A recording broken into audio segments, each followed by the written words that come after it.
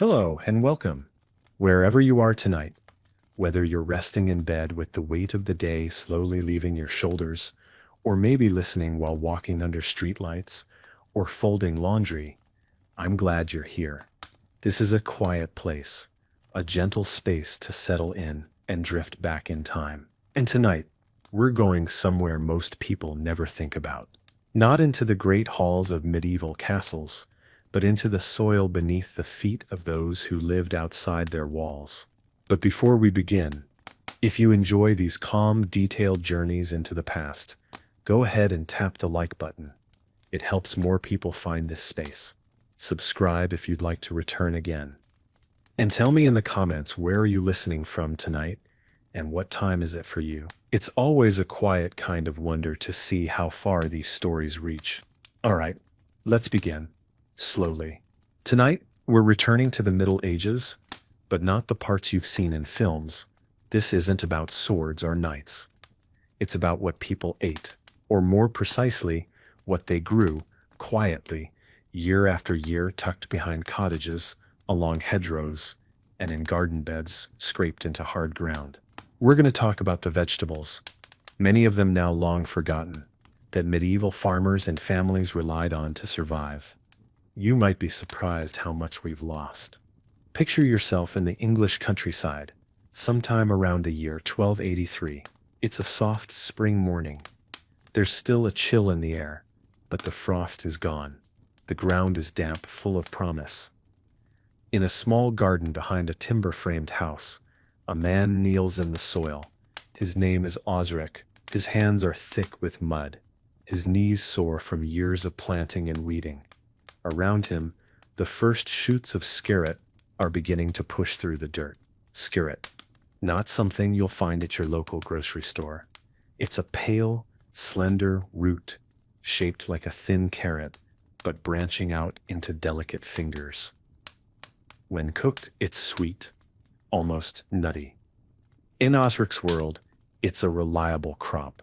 Not glamorous, but dependable, the kind of thing you boil, mash, or fry with whatever else is on hand, usually onions or herbs from the edge of the yard. A few steps away, his wife, Elswith, is checking the patch of good King Henry. That's a plant, not a person. Though in some villages, people did talk about their vegetables like they were family.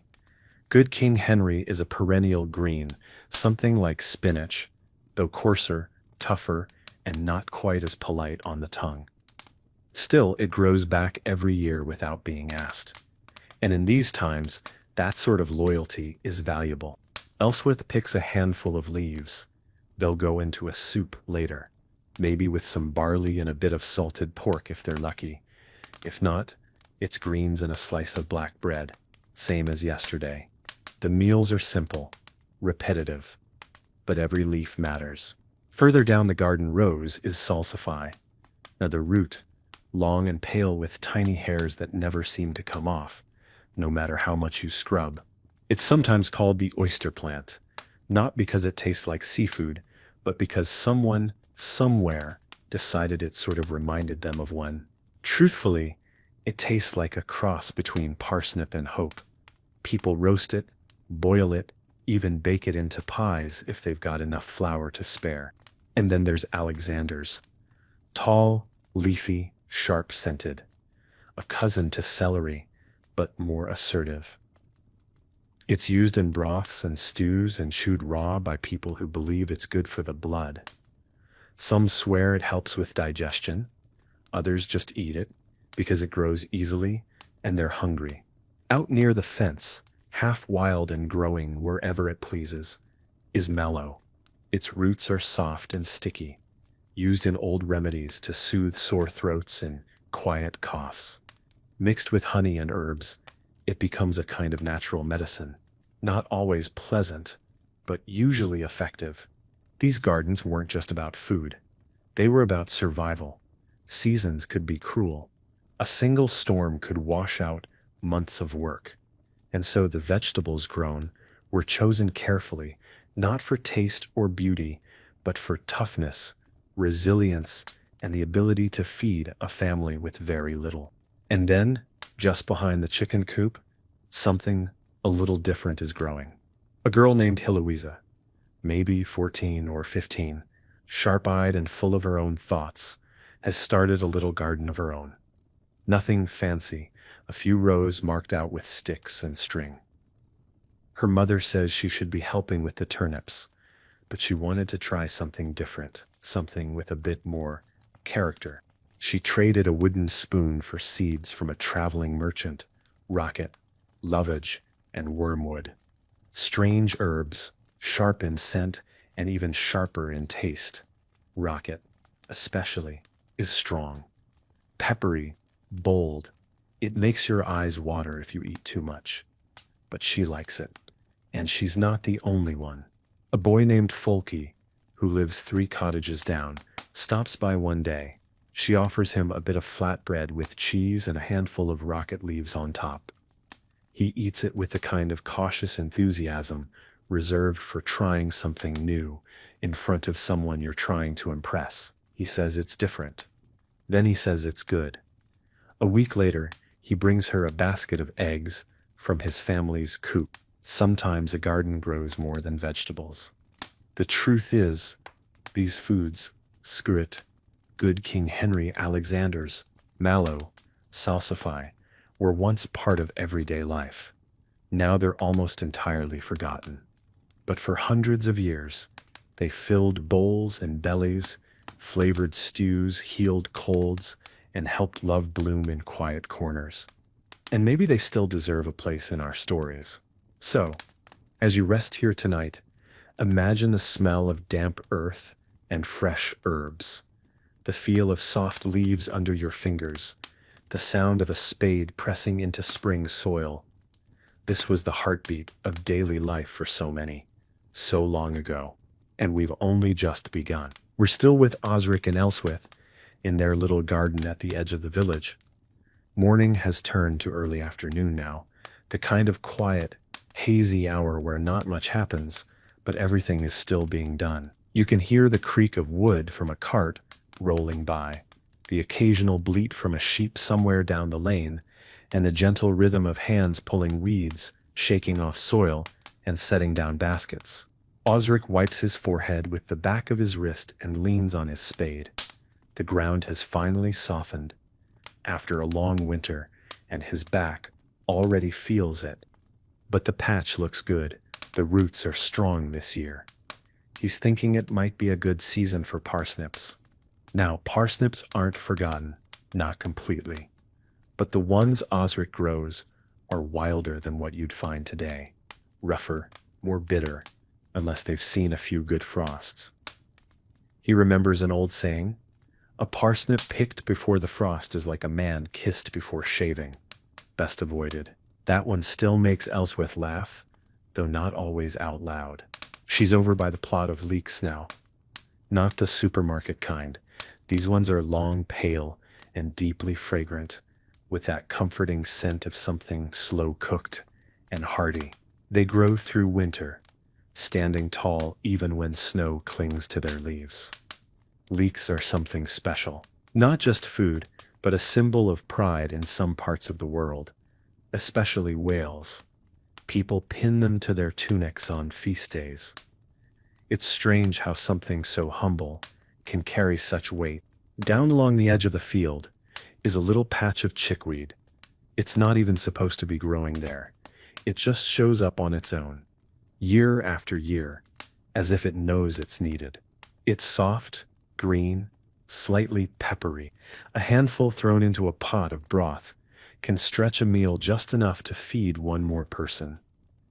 It's a quiet kind of generosity, the kind that medieval life often depended on. Children come running past, barefoot, wild-haired, laughing over something that probably involved falling in mud, and one of them stops to point at a patch of nettles near the hedgerow. "Don't touch that," Osric calls out, not unkindly. Stings worse than a bee on a bad day.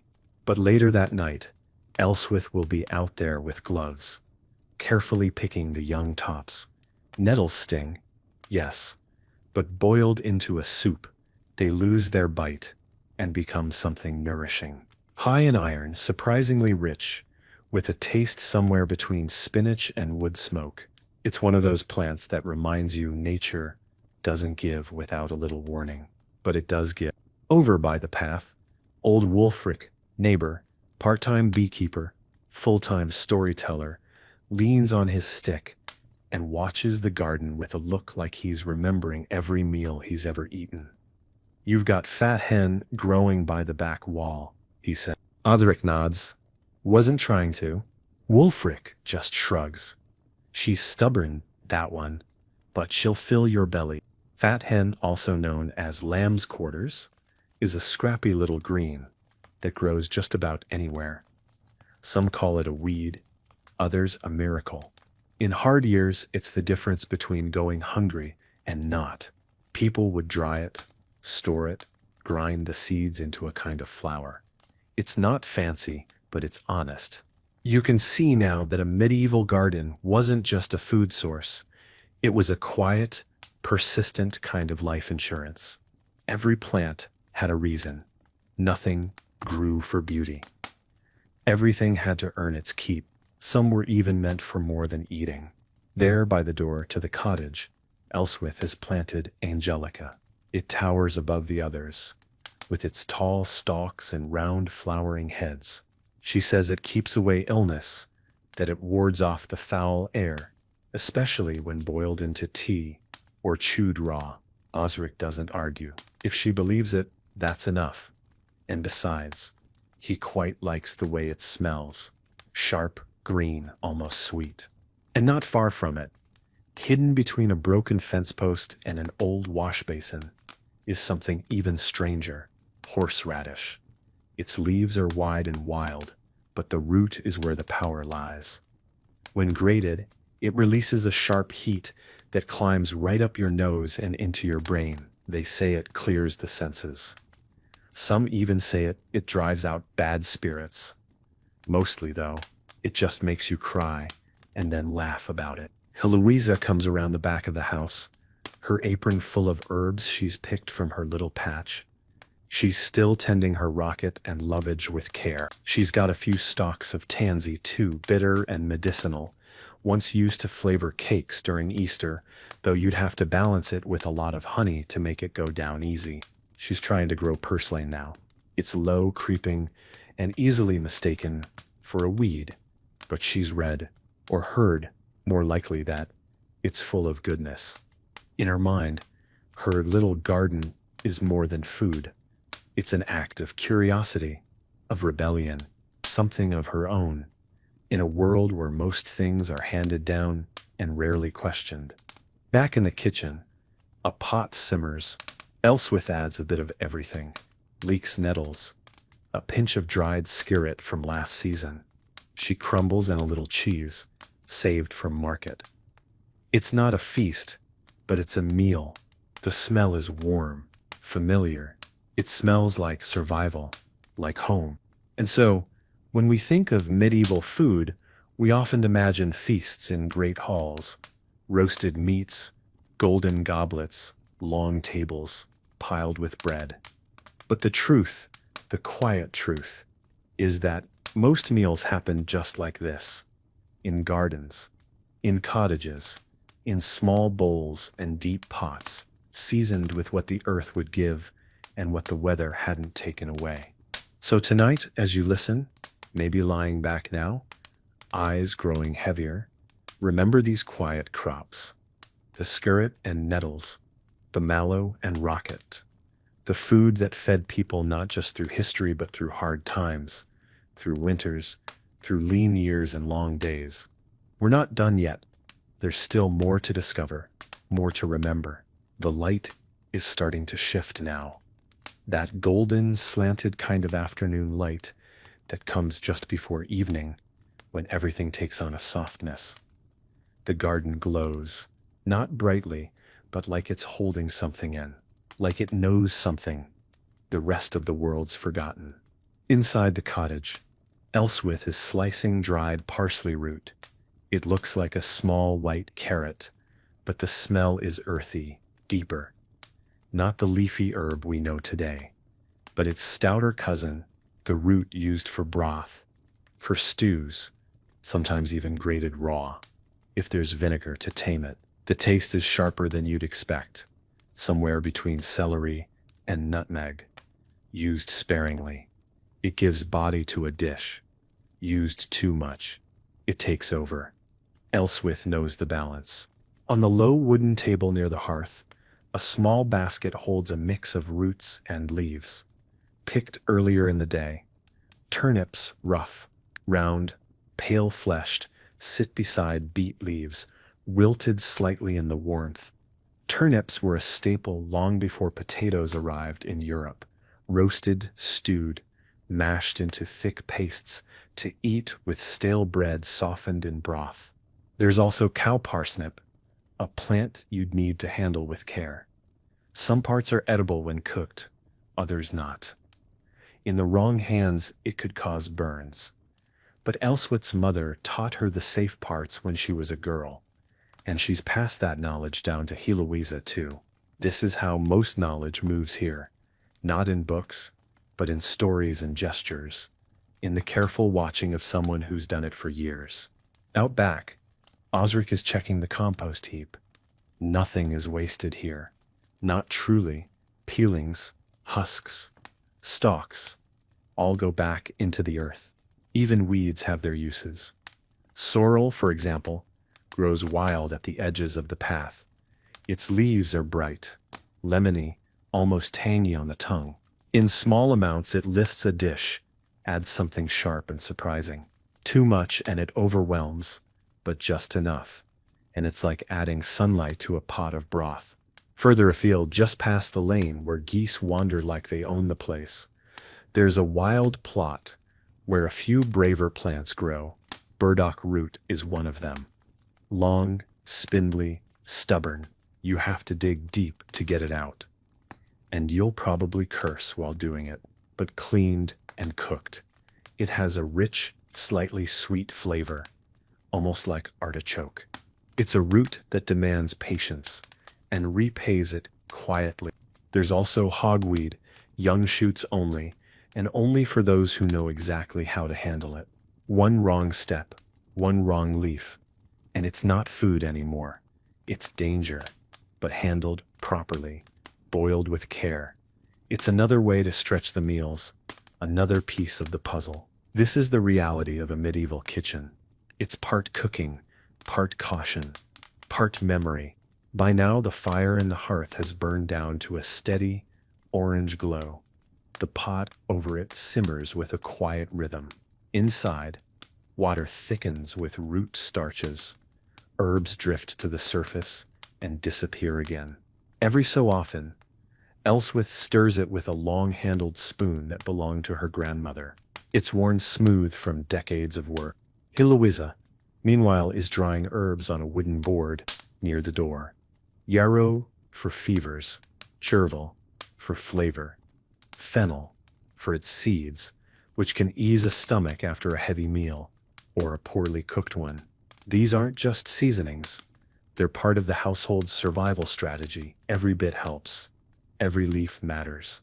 And as the sun begins to dip lower on the horizon, the villagers begin to settle.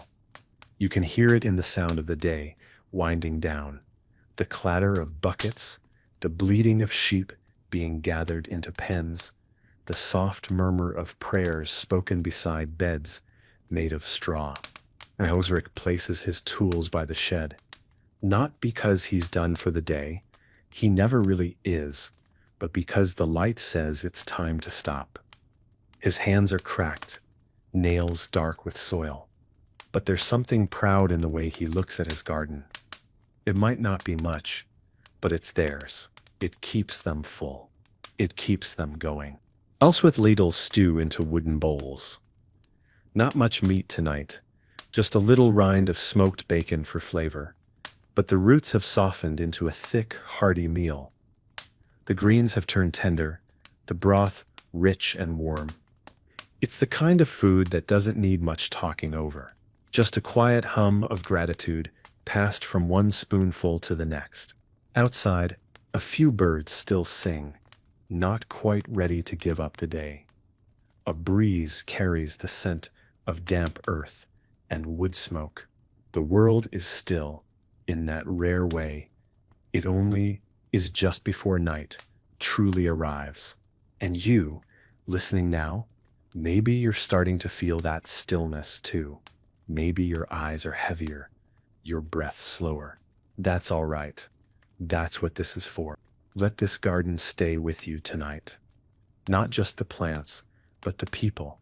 The ones who grew what they could, with what they had, who remembered which plants to pick, which ones to leave, and how to turn almost nothing into something that fed a family. These were not grand people, but their lives were full of quiet knowledge, rooted deep in the earth. Evening has settled now.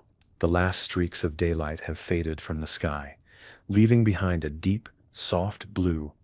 A few candle flames flicker inside the cottage windows, casting long, swaying shadows on the wooden walls.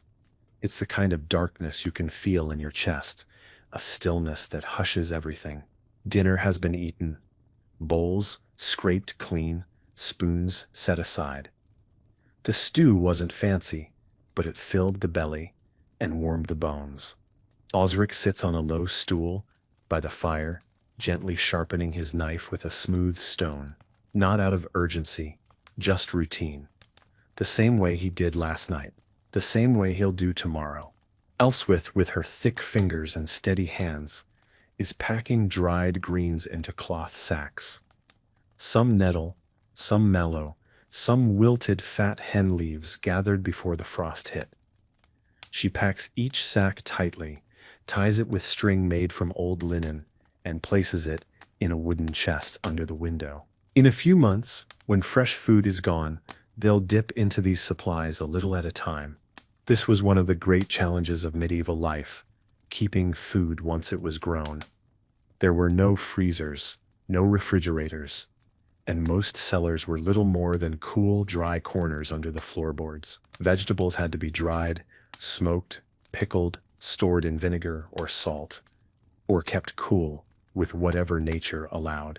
Take skirret again. After harvest, the roots could be kept in damp sand for weeks if the air stayed cool. But if it got too warm or too dry, they'd wither, collapse in on themselves like empty socks. And then they were lost. Every root had to be watched, rotated, sometimes even sung to, quietly, under breath, as if it would make a difference. And maybe it did. Maybe the attention was part of the magic. Parsnips, turnips, and beets were hardier. They could survive a long winter if stored in a dry pit lined with straw. People dug these pits at the edge of their gardens, covered them with stones, and hoped no animal would dig in before they could dig back out. In some villages, these pits were shared between families. A quiet kind of trust was needed. If someone took more than their share, well, you'd know. People always knew. And then there were the greens that couldn't be stored. These had to be preserved. Chard, sorrel, and good King Henry were often hung in bunches above the fire, slowly drying in the smoke until they curled like paper. Once brittle, they were crumbled into jars or sacks and used through winter, usually in broths or porridge. A spoonful here, a pinch there, just enough to bring back the memory of green things. Not far from the cottage, near the edge of the woods, there's another kind of garden, less cultivated, more intuitive. It's where Elswith gathers plants she doesn't speak about as much. The ones used for illness, childbirth, wounds, the serious things. There's lovage, with its tall stalks and strong celery flavor. It's used for digestion, but also sometimes as a charm, woven into garlands or hung over beds to ward off bad dreams. There's meadowsweet, with its sweet scent and white blossoms. Once used to ease pain, its leaves tucked into bedding to soothe sore joints. And there's wild radish, not a tidy little vegetable like the kind you see today, but something stringy, tangled, sharp in taste and spirit. Its pods can be pickled, its leaves cooked, Some years it refuses to grow. Other years it takes over everything, as if reminding the world that it's not quite tame. Here Louisa has been watching these plants too. She's taken to sketching them in the dirt with a stick, drawing leaves, stems, roots, so she remembers their shapes. She says she wants to know what's useful and what's just pretending. She says the plants talk, if you listen long enough. Elswith doesn't argue. Meanwhile, in the village beyond their little plot, others are tending their own quiet crops. An old widow named Brenna grows sea beet along the stream bank. Its leaves are glossy, dark green, and tougher than the garden variety. It doesn't mind the salty air, and she swears it tastes better the closer you are to the sea. At the edge of the churchyard, Brother Aldwin has a narrow strip of land where he grows wood sorrel, fennel, and ramsons, wild garlic with broad leaves and a strong peppery bite. He uses them not just for the monastery kitchen, but in poultices and teas. His hands are stained green, more often than not. He says the plants are closer to God than people are. No one laughs. They just nod. And on the farthest edge of the village, there's a family who grows herb bennet, a shaggy little plant with small yellow flowers and roots that smell faintly of cloves. They use it to flavor ale in the winter when hops run low. It gives the drink a warm, spicy taste, something to look forward to when the days are short and the wind bites. All of these plants, all of these stories, quietly working together to keep life going. No spot of earth was wasted. No leaf was taken for granted. Even weeds had their moment. And as night deepens, and a few stars push through the clouds above, the family settles into their evening rhythms. The fire is banked, tools cleaned and stored, children half asleep, the world narrowing to a few soft sounds. The creak of wood, the rustle of straw, the sigh of someone settling into sleep. You too might be feeling it now, that gentle heaviness, that quiet peace. So just rest here for a moment longer. Let the names of these plants drift through your thoughts. Skirret, mallow, fat hen, angelica, sorrel. Words almost forgotten, but never truly lost. Carried through time by people like Osric and Elswith. And now, carried by you. The village sleeps now, the kind of sleep that only comes after honest work. The fires are low. The sky is full and dark, with only a sliver of moon lighting the paths. Somewhere, a dog gives one soft bark and then settles again. The night has tucked everything in, but in the dark, things are still happening. Beneath the soil, roots continue to grow. Seeds quietly split open. Leaves collect dew in the moonlight. In the medieval world, nature never really stops. It rests, like we do, but it does not pause, and neither do the plants. Let's talk about wild mustard, a plant often pulled up as a weed, but kept by those who knew better. It's sharp, peppery, almost too bold to eat raw, but ground into paste or boiled into a mild sauce. It adds something hot and bracing to otherwise bland meals. In a world where salt was precious and spices were luxury imports, mustard was the spice of the commoner, a sharp taste of fire on the tongue. There's also garlic mustard, which sounds like a joke someone made up to confuse people. But its real leaves that smell of garlic, with none of the bulb picked young. They're tender, almost sweet. Let them grow too long, and they become bitter, defiant, much like people. Weld grows nearby, though it's not for eating. Its yellow flowers and leaves were used to dye cloth, a bright, strong yellow. It clings to the edge of disturbed soil, places where carts have rutted the path, or where old walls have crumbled. It's a plant of resilience, of coming back, even when things fall apart. And then there's wild celery. Not the crunchy green stalks we think of now, but a rangy, intense herb that smells like summer and salt. It grows best near rivers and damp places, and people used it to season fish, to flavor broth, or as a tonic to clean the blood, whatever that meant to them. It may not have worked in the modern medical sense, but it worked in the other sense. It gave people the feeling of trying, of doing something. So many of these plants lived in the edges, the margins.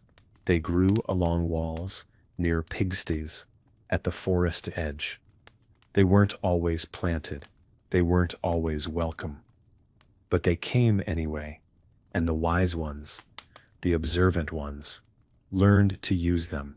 Elswith remembers her grandmother showing her how to spot celandine in early spring. Its yellow flowers come even before the grass fully returns. The juice from its stem was dabbed onto warts. Children called it devil's milk for the way it stung. But it worked, and so it stayed, year after year, even when its use was half forgotten. In the morning, she'll gather a few shoots of sorrel, and wood betony, if she can find them. Betony was said to guard against nightmares. People would stuff it into pillows, hang it above doorways, and even sew it into clothing. Not because they fully believed, but because someone once did, and the memory was enough to keep doing it. By now, the cottage is completely still. A soft snore rises from the children's side of the room. The fire is mostly ash, though a few embers still glow like eyes in the dark. You can hear the wind outside, slow and heavy, brushing against the thatched roof. Osric stirs in his sleep. Maybe he's dreaming of something. He wouldn't say, even if you asked. He's not a man of many words. But you can tell he takes pride in the land, in knowing which root pulls easiest, which leaf means rain is coming. He's the sort of person who touches a plant and knows whether it's ready. That knowledge doesn't come from books. It comes from time. Heloisa lies awake, eyes open, staring at the wooden beams overhead. She's listening to the wind, thinking about her little herb patch, wondering if the tansy will bloom early this year, wondering if she should try planting borage, a star-shaped blue flower said to bring courage. Some say Roman soldiers used to drink it before battle. She's not planning a war, but maybe it'll help her find her voice. Maybe it'll just be pretty. Either reason is enough. Out in the fields, even the scarecrows seem at peace. Their arms outstretched, faces stuffed with rags, watching over soil that sleeps. In the hedgerows, the first buds of hawthorn are forming. In time they'll bloom white and thick. The berries, when they come, will be tart, mealy, good for jellies and medicine, but not yet. Everything in its time, and maybe that's the deeper rhythm of these forgotten plants. They each had a season, a window of use. And once it passed, that was it. Until next year, you had to pay attention. You had to know what to pick and when. Miss it, and you waited, or went without. In today's world, so much is available all the time, out of season, out of place. But back then, food came with memory, with patience, with a relationship between people and plants that was built on trust and a bit of luck. So tonight, as you listen, as the world quiets around you, maybe let that idea settle in. That even the smallest things, tiny roots, bitter leaves, herbs growing through cracks, once held whole families together, once carried them from one season to the next. And now, centuries later, those stories are still growing. In gardens, in hedgerows, and in you. Morning will come again soon, but not yet. For now the night holds. The sky is still dark, and the air is cool and still. In the distance, an owl calls once low and steady, and then falls silent. It's a sound that's barely changed in 1,000 years. Inside the cottage, the quiet is complete. The only light comes from the moon slipping in through a crack in the shutters, tracing a line across the dirt floor. Dust motes drift through it like tiny stars. And in a small wooden bowl near the hearth set, there before sleep, rests a handful of withered root ends and dried herbs.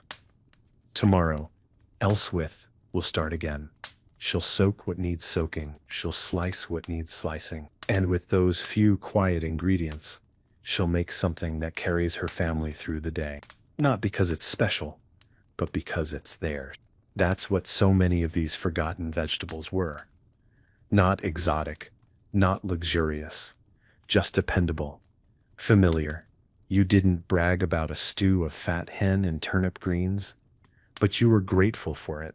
These were the plants that stood by you when nothing else did. Even now, centuries later, a few of them still wait quietly in fields and forests, growing wild in places people no longer look. Some return every spring like they never left. Mellow, nettles, chickweed, sorrel, others are barely hanging on, surviving in seed banks or private gardens kept by curious hands. And some are likely gone for good, forgotten by name, lost in the folds of time. But even those left something behind, a flavor, a story, a smell that lingers faintly in the air after the pot's been emptied. If you listen closely, you might still hear it, a whisper of how life used to be, slower, simpler, but harder, not easier, never easier, but more connected to the land, to the seasons, to the humble magic of a garden that gave what it could. And maybe that's what you take with you tonight, not just the names of roots and herbs, but the sense of rhythm, of patience, of the kind of wisdom that doesn't shout but waits, the kind that lives in worn hands, in cracked wooden spoons, in footsteps worn into soil. So, wherever you are now, whether you're lying still in bed, eyes closed, or just listening as the night carries on, know this: you're not far from that old garden, the one behind the cottage. With the leeks and the skirret, the rocket and the nettles, it's still there, in some way, and you're welcome in it. Anytime you need the quiet. Rest well, traveler. The sky is beginning to shift again, just a little. That deep, endless dark is softening at the edges, giving way to a quiet gray. Dawn is still a ways off, but the world can feel it coming. A faint glow behind the hills, a change in the way the air tastes. Inside the cottage, Osric is stirring earlier than usual. Some days start before the sun does. He swings his legs over the side of the straw-stuffed mattress and rubs his face with both hands, shaking off sleep like a dog shakes off water. He moves quietly, careful not to wake Elswith or the children. The floor is cold. The fire has gone out entirely. Nothing left but a thin layer of ash. He'll start it again soon. But first, he steps outside. The earth is damp, the kind of cold that clings to your boots and soaks into your bones if you stand still too long. But Osric's already moving, heading to the shed to check on the stored roots. Parsnips, beets, turnips, and a few precious Scorzonera roots. Scorzonera. You may have never heard the name, but in Osric's world, it's a quiet treasure, sometimes called black salsify. It's a dark-skinned root with a pale, creamy inside. When peeled and cooked gently, it has a taste that's something like artichoke crossed with chestnut. Subtle, nourishing, dependable. The kind of food that feels more comforting than exciting, like slipping into a warm coat. He peels a few carefully, watching his breath in the cold air. They'll go into breakfast, a thin porridge, stretched with some leftover greens and whatever herbs Elswith dried last month. Not far from the roots lies a bundle of field beans, broad, squat, and a bit rough around the edges. These were one of the staples of medieval peasant diets, cooked down into pastes, thickened into stews, sometimes even ground into flour. They weren't glamorous, but they were full of strength. Osric remembers stories of winters survived on beans alone. Not happily, but survived nonetheless. And cowpeas. They don't get as much attention, but they're hardy and they grow where others won't.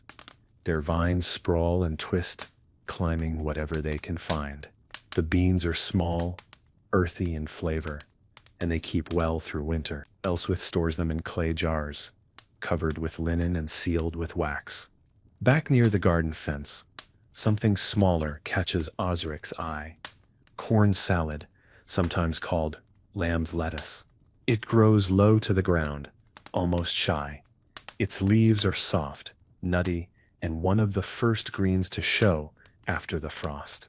Some villagers ignore it, others, like Elswith, treat it like a gift. A signal that spring is coming, even if winter hasn't quite finished speaking. There's something humbling about these small, quiet plants. They don't demand space. They don't scream with color or boast of sweetness, but they grow and they give, and they remind people that life, no matter how hard, finds a way to keep going. Later in the morning, after the fire is lit and the house begins to warm, Elswith begins preparing a small vinegar infusion, wormwood, fennel seeds, and a handful of caraway. It's meant for stomach troubles, but Osric jokes that it could wake the dead. She doesn't laugh, but she smiles the way someone does when they've heard the same joke 100 times and still don't mind. Caraway is a favorite of hers. She bakes it into bread when there's time. Its seeds are strong, a little sweet, a little sharp. Some say it keeps away evil spirits. Elswith mostly likes the way it smells when she crushes it with a stone. In the corner of the kitchen, hanging above the hearth, is a small dried bundle of wild marjoram, a soft herb with tiny purple flowers and a smell that reminds you of warm afternoons and something sweet you can't quite name. She adds it to meat when they have it and to beans when they don't. It lifts the taste just enough to remind them of summer. Outside, the village is waking up. Slow steps on muddy ground, a rooster that sounds older than it is. The first voices of the day, low and mumbled. No one speaks much in the morning, not until hands are warmed and bread is broken. Heloisa joins her mother by the fire. She's holding something behind her back, a small handful of pennyroyal. She found it near the stream, growing between rocks. It's not meant for eating, but it has its uses. In the wrong hands, it's dangerous. In the right hands, it keeps fleas away. Elswith nods, takes it gently, and hangs it to dry near the others. And there, in that simple gesture, something passes between them. Not just herbs, not just knowledge, but trust, continuity.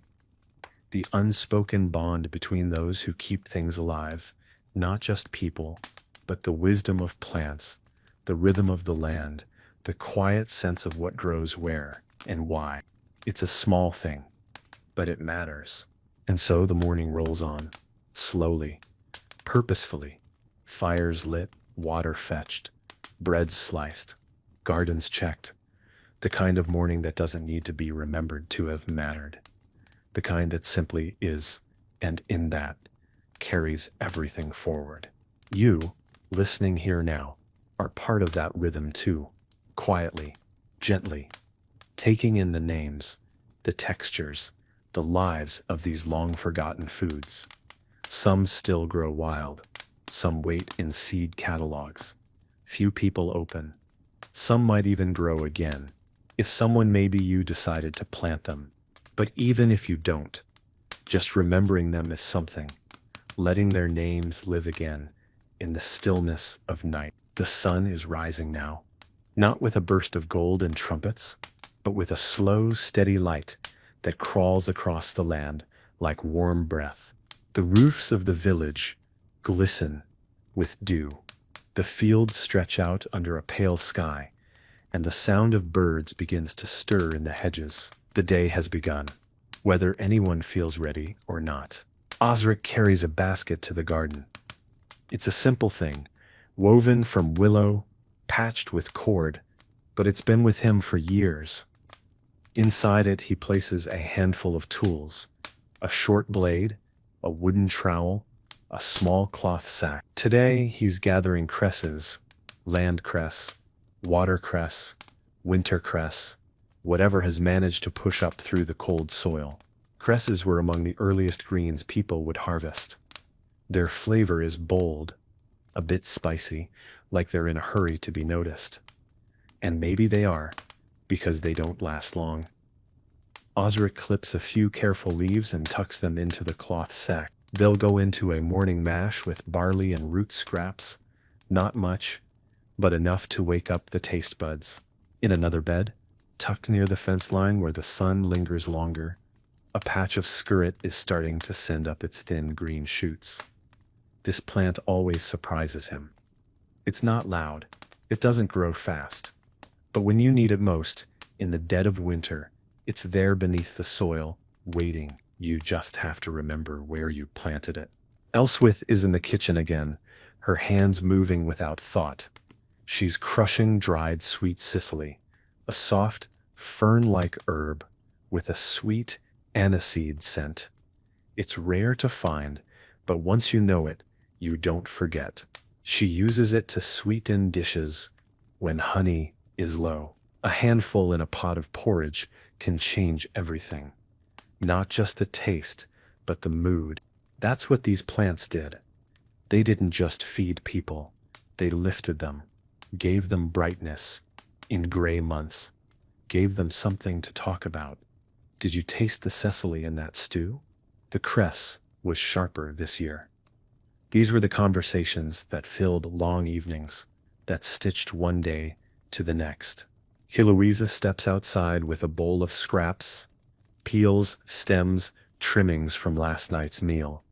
She takes them to the compost pit behind the house, scattering them gently, but something catches her eye. Just near the edge, growing wild and stubborn as ever, plantain. Not the banana kind. This is the green, broad-leafed plant that thrives in trampled places, footpaths, thresholds, the worn spots of the world. It's a healing plant. This kind of plantain. Crush the leaves and press them to a sting, or scrape, drink it in tea to soothe the stomach. Its presence here feels like a reminder. Even in the places where life wears thin, something still grows. Later that day, Osric makes his way into the woods with a small sack slung over his shoulder. He's looking for ramsons, the wild garlic that carpets the forest floor in early spring. Its white flowers haven't come yet, but the leaves are there, broad, flat, and unmistakable. He picks them carefully, mindful of the patch, never taking too much. There's a respect that comes with foraging, a quiet agreement between people and place. The leaves will go into a stew tonight, or maybe just chopped fresh and stirred into cheese. The sharp bite of it will linger on the tongue long after the meal is done. On the walk back, he passes the marshy edge of the common field, where a few marsh samphire plants have started to show. Salt-tolerant, crisp, almost briny in flavor, a strange little treat. Some call it sea asparagus. Here it's just known as that good green near the bog. Every plant has a name like that. A local name, a family name, often not the one in books, sometimes not even written down, just spoken from one mouth to another over the years. That's how knowledge lived, in voices, in habits, in quiet, repeated acts. Back at home, Elswith is laying out dried lovage to pound into powder. She'll add it to bread dough, or to meat if there's any to be had. Lovage tastes strong, somewhere between celery and pepper, and adds depth to dishes that are otherwise simple. It's one of her favorites. A kitchen herb, yes, but also an old medicine, a warming herb, they say, for aching joints, for tired hearts. She stirs a bit into the pot on the hearth. The air begins to fill with its sharp, earthy scent. Not overpowering, just present. A signal to everyone in the house that something is coming, that food is on its way. And as the village carries on, fields being tilled, tools mended, bread rising in ovens, the small, invisible work of these vegetables continues. They grow unnoticed. Wait until someone remembers them. Bend in the breeze. Feed people in quiet ways. You might be lying there now, soft beneath your blanket, hearing these names: Skirret, Ramsons, Sicily, Lovage, and feeling them drift through your thoughts like old friends you didn't realize you'd forgotten. That's all right. That's how it starts. Some stories come back gently. The day has taken hold now. It's not loud. Medieval days rarely were. No engines, no ticking clocks, no constant hum of machines. But there is sound. Rhythmic, alive. A soft chorus of tools working against wood and soil. Chickens muttering. Water pouring from buckets into troughs. The crack of kindling catching fire. The sun climbs higher over the rooftops, warming the stone, waking the insects, softening the chill from the thatch-covered homes. It's the kind of warmth you don't notice right away, but when it touches your shoulders, it stays. Osric is back at the garden, kneeling near the row of turnips and beetroot. These are familiar vegetables, ones that still live in our kitchens today, but even these were different back then. Smaller, denser, earthier. The beets especially were often used more for their leaves than their roots. Beet greens were a staple in lean seasons, tossed into pots, boiled with grains, or simply salted and eaten plain. He pulls a few, brushing the dirt away with his sleeve. The tops will go in the soup, the roots stored carefully. If left too long, they go soft. If pulled too early, they stay bitter. There's a right time for everything. Osric knows that. Not because someone told him, but because he's watched year after year. That's what experience looks like here. Not degrees or certificates. Just time, quiet time. Not far from him, in a shaded patch of earth where the sun rarely touches, something else grows. Ground elder. Most people now consider it a weed, a nuisance. But back then, it was valued. The young shoots taste a bit like parsley with a hint of celery. It's tender, especially when new. Elswith harvests it in spring, before it turns fibrous. It's one of those plants that disappears from menus, not because it failed, but because it became too common to be noticed. And then there's mallow, again, this time flowering. Its soft purple petals stretch wide in the light, almost decorative, almost. But Elswith knows better. The leaves soothe wounds when made into poultices. The flowers can be brewed into a gentle tea, useful for coughs or restless children. She keeps a small jar of dried mallow tucked away, her own version of medicine. The more you listen to these plants, the more you begin to see how tightly they were woven into every part of life. Not just meals, but rituals. Not just nutrition, but comfort. Heloisa, her apron slightly stained from kneeling in the dirt, comes in carrying a bunch of bittercress, small, bright, peppery. She lays them on the table like they're something precious. Maybe they are. In a long winter, even one mouthful of green can feel like a feast. And nearby, drying by the window, are tansy leaves. Their smell is strong, almost medicinal. In the spring, Elswith uses them to flavor little cakes made with oats and honey, especially around Easter. Tansy was long thought to cleanse the body, a kind of seasonal reset. Too much is dangerous, but just a little is tradition. These foods carried belief as much as flavor. People didn't eat only for hunger. They ate to stay well, to mark the seasons, to honor the dead, to bring in the new year. A bowl of porridge could be a ritual, a mug of ale, steeped with herbs, could be a kind of prayer. At the edge of the property, Osric has planted wild leeks, known in some places as ramps. They grow slow, close to the ground, with a smell that cuts through the cold. When cooked with root vegetables and a bit of fat, they create a stew so fragrant it can fill the whole house. That's what's planned for tonight. Something rich, something earned. In the meantime, the midday meal is simpler. Elswith takes yesterday's bread, hard now, almost like stone, and soaks it in broth, with chopped Alexanders and a pinch of sorrel. She heats it gently, breaking the bread apart with her spoon as it softens. It's a humble dish, one you wouldn't serve to guests. But today, it's perfect. The children eat in silence, scraping bowls, not out of formality, but out of focus. Hunger has a way of making you present. Afterward, Osric takes a quiet moment to sit under the tree by the corner of the garden. The branches are just starting to show new buds. Above him, the sky is clear and wide. There's no sound but the wind brushing through leaves and the low creak of branches adjusting. He thinks about the season ahead, what to plant next, whether the skirret will need thinning, whether the turnips might bolt early this year. These aren't grand thoughts, but they matter. They're the kind of thoughts that keep people alive.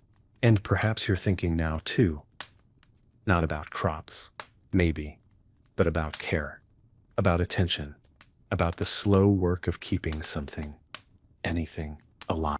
Maybe you feel it in your chest, that sense of rhythm, of tending, of passing something small but meaningful from one pair of hands to the next. And if you're still listening now, with the world quiet around you, this is a kind of tending too. The sun has reached its peak, but the heat is modest. This isn't the blistering midday of southern kingdoms. It's a temperate warmth, softened by breeze and cloud. The kind of day where work continues steadily, without rush or complaint. Elswith is kneeling at the edge of the herb bed, fingers brushing the soil gently, checking for the first signs of goutweed. It's an unassuming plant, lacy-leaved and pale green. Most today would rip it out without a thought. But back then, it was a prized spring vegetable. It was one of the first greens to arrive after the long, root-heavy months of winter. The leaves are tender when young, slightly nutty, with a faint bitterness. In stew they soften, in a skillet they almost shine. She picks only the best handful, small leaves, no stems, and leaves the rest. A good gatherer never takes too much, always leaves some behind, for tomorrow, for the insects, for balance. Near the hearth, a small clay pot is warming gently, filled with chopped beet greens, onion tops, and a spoonful of vinegar. The smell is rich and green, like spring in a bowl. Elswith stirs it slowly, careful not to scorch the bottom. She adds a pinch of dried marjoram, stored from the summer before, its scent still potent despite the passing months. Outside, Heloisa is tending to a patch of purslane.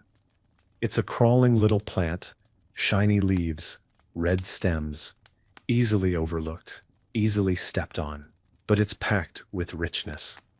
It doesn't taste like much, not at first, but in soup, it thickens. In bread, it adds moisture. In famine years, it saved more lives than anyone recorded. She doesn't mind that it's simple. Some of the best things. She gathers it into a small bundle, tying the stems with thread she keeps in her apron pocket. One of her quiet dreams is to build a record of these plants. Not a book necessarily, but something so that when she has children, they won't have to guess which leaf to pick. She thinks about that as she walks back to the cottage. About memory, about how much of what they know lives only in hands and habits, not words. The shape of a root, the scent of a crushed leaf, the way nettles sting if picked too late, or how cress wilts if left in sunlight too long. Even now, you can feel it. how these vegetables are not just food, but inheritance. Not the kind you wear on your fingers or hide in a box, but the kind that lives in quiet routines. In recipes passed with a glance, not a scroll, in the way someone stands when they dig, or hums while they cook. Back inside, Osric is grinding wild carrot seed with a mortar and pestle. It's not for eating. It's too sharp, too oily, but Elswith uses it in sachets she tucks into their clothes to ward off lice. It's not perfect, but it helps. And the scent, a mix of earth and spice, is oddly comforting, like pine needles and old paper. And speaking of scent, a small bunch of calamet is drying above the stove. Light mint, almost citrusy. Ulrich brews it in tea when he feels tight in the chest. He doesn't talk about those days, but Elswith notices. She adds honey without asking. That, too, is a kind of knowledge, a kind of growing. The hours pass like this, slowly, purposefully, without waste. A boy from the neighboring croft arrives with a gift. A handful of bladder campion, its pale flowers still intact. He says his mother uses the young shoots in soup, and that it tastes better than you'd expect. He leaves before anyone can press a coin into his hand. It's not about trade, it's about sharing. A little kindness, rooted in soil, and in that moment, the connection between people and plants is clear again. These weren't just survival tools. These were part of the social fabric. When someone had too much of one thing, they shared. When someone was sick, they brought the right leaves. When someone's crop failed, a neighbor's garden helped fill the gap. Even in a time that was hard, even in years of hunger or frost or plague, there was always this. The quiet resilience of people who knew the land and listened to it. And maybe now, as you lie still or sit quietly with this story in your ears, you can feel some of that settling in your bones. A kind of ancestral calm, a reminder that our bodies remember these foods, even if our tongues do not. They were there in the early days of agriculture. They were there in every village, every cottage garden, and though some are gone, their roots still reach us. Let them reach you tonight. Let the names linger. By mid-afternoon, the warmth of the sun has mellowed. Not yet the golden hour, but leaning in that direction. Shadows grow longer across the thatched rooftops, and the garden paths glow faintly under the softening sky. Osric walks slowly now, not because he's tired, though he is, but because he likes to take stock of the garden while the light is like this. Everything looks different in late afternoon. The colors deepen, the shapes soften. You notice things you missed before. There, under the elder tree, a patch of chickweed has crept up overnight. Delicate, light green, full of tiny white flowers like stars fallen into the grass. It's edible, of course. Mild, cooling, good in soups or raw. But more than that, its sudden appearance means something. The soil is warming. The next planting season is close. Nature has its own calendar, and Osric reads it better than the one kept at the chapel. And beside it, the edges of a once-forgotten wild radish patch are blooming. Purple-veined flowers, wiry stems. Elswith lets it grow on purpose now. The seed pods, when young, are crisp and peppery, almost like little vegetables of their own. She pickles them sometimes, tucking them into jars with vinegar and mustard seed. They keep well and taste like summer even in February. The garden, you see, wasn't just a space for growing food. It was a way of telling time. The arrival of nettles meant it was time to clean out the storehouse. The blooming of mallow meant cough season was near. Ramson signaled the return of warm soil, and sorrel warned that the last frost had passed. They marked time not in months, but in leaves, and each plant came with its own whisper of meaning. Lovage for strength, marjoram for happiness, tansy for clarity. Whether these beliefs were true hardly mattered. They were part of the landscape of thought, woven into prayers, into gossip, into lullabies sung while stirring porridge. Elswith remembers one such song, barely now, from her mother's voice, something about sowing caraway to keep love from straying. She doesn't believe in such things, not truly, but still she keeps a small patch by the back door, just in case. It's more habit than faith, a way of honoring the ones who came before. Heloisa is out again, sketching, not in paper and ink, those are luxuries, but with a sharpened stick, drawing leaves into the dirt. She copies the serrated edge of a sorrel leaf, then beside it the rounded shape of mallow, then the long, sharp outline of wild fennel. No one asked her to do this, but something in her wants to remember. She stops for a moment, wipes her hands on her apron, and looks out at the field. You can see the thoughts in her eyes. She's wondering what other plants are out there, past the trees. What's growing in the ruins near the old Roman road? What's hiding in the shaded places no one tends? Maybe one day, she'll go find out. Back in the kitchen, Elswith is preparing a simple remedy. Meadowsweet, dried and crumbled, steeped into hot water. It smells faintly of almonds and fresh hay. She adds a spoon of honey and lets it sit, for sore joints, for old aches.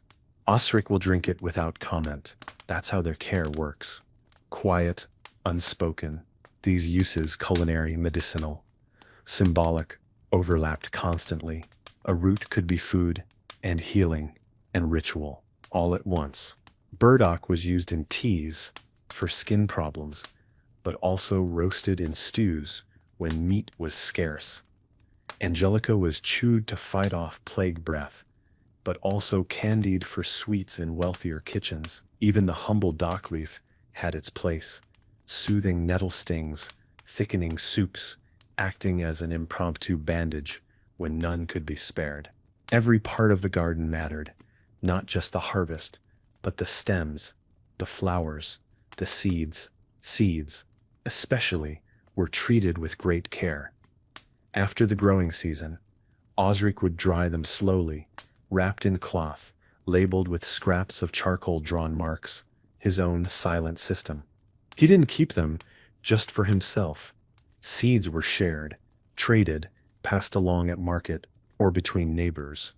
A handful of skirt root crowns for a pouch of wild carrot seed, a promise to return next season with the same, if not more.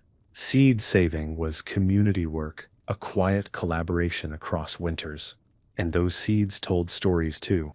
Heloisa holds one now in her palm, round, rough, warm, from the sun. A parsley seed, she thinks. Or maybe chervil.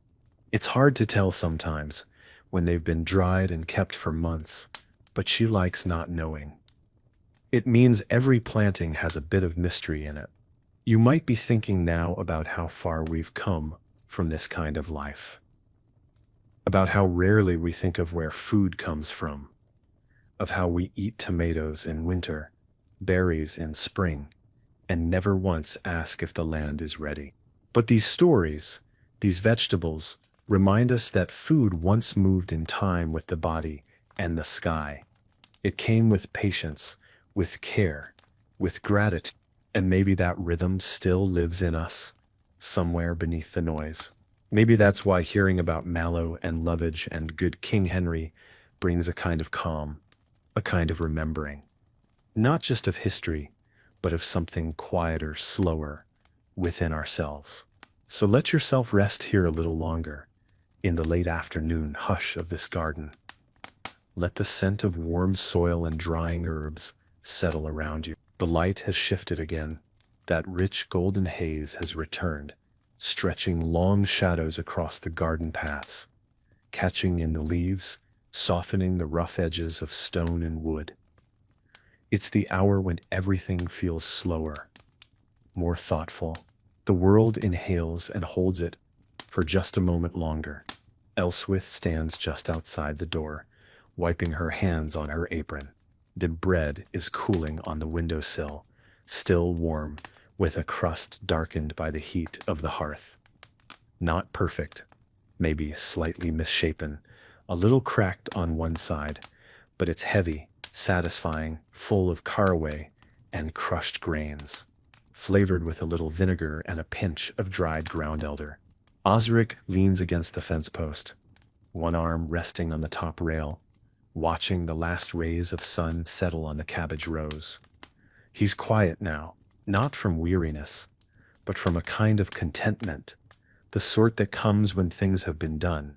Not all of them, maybe, but enough.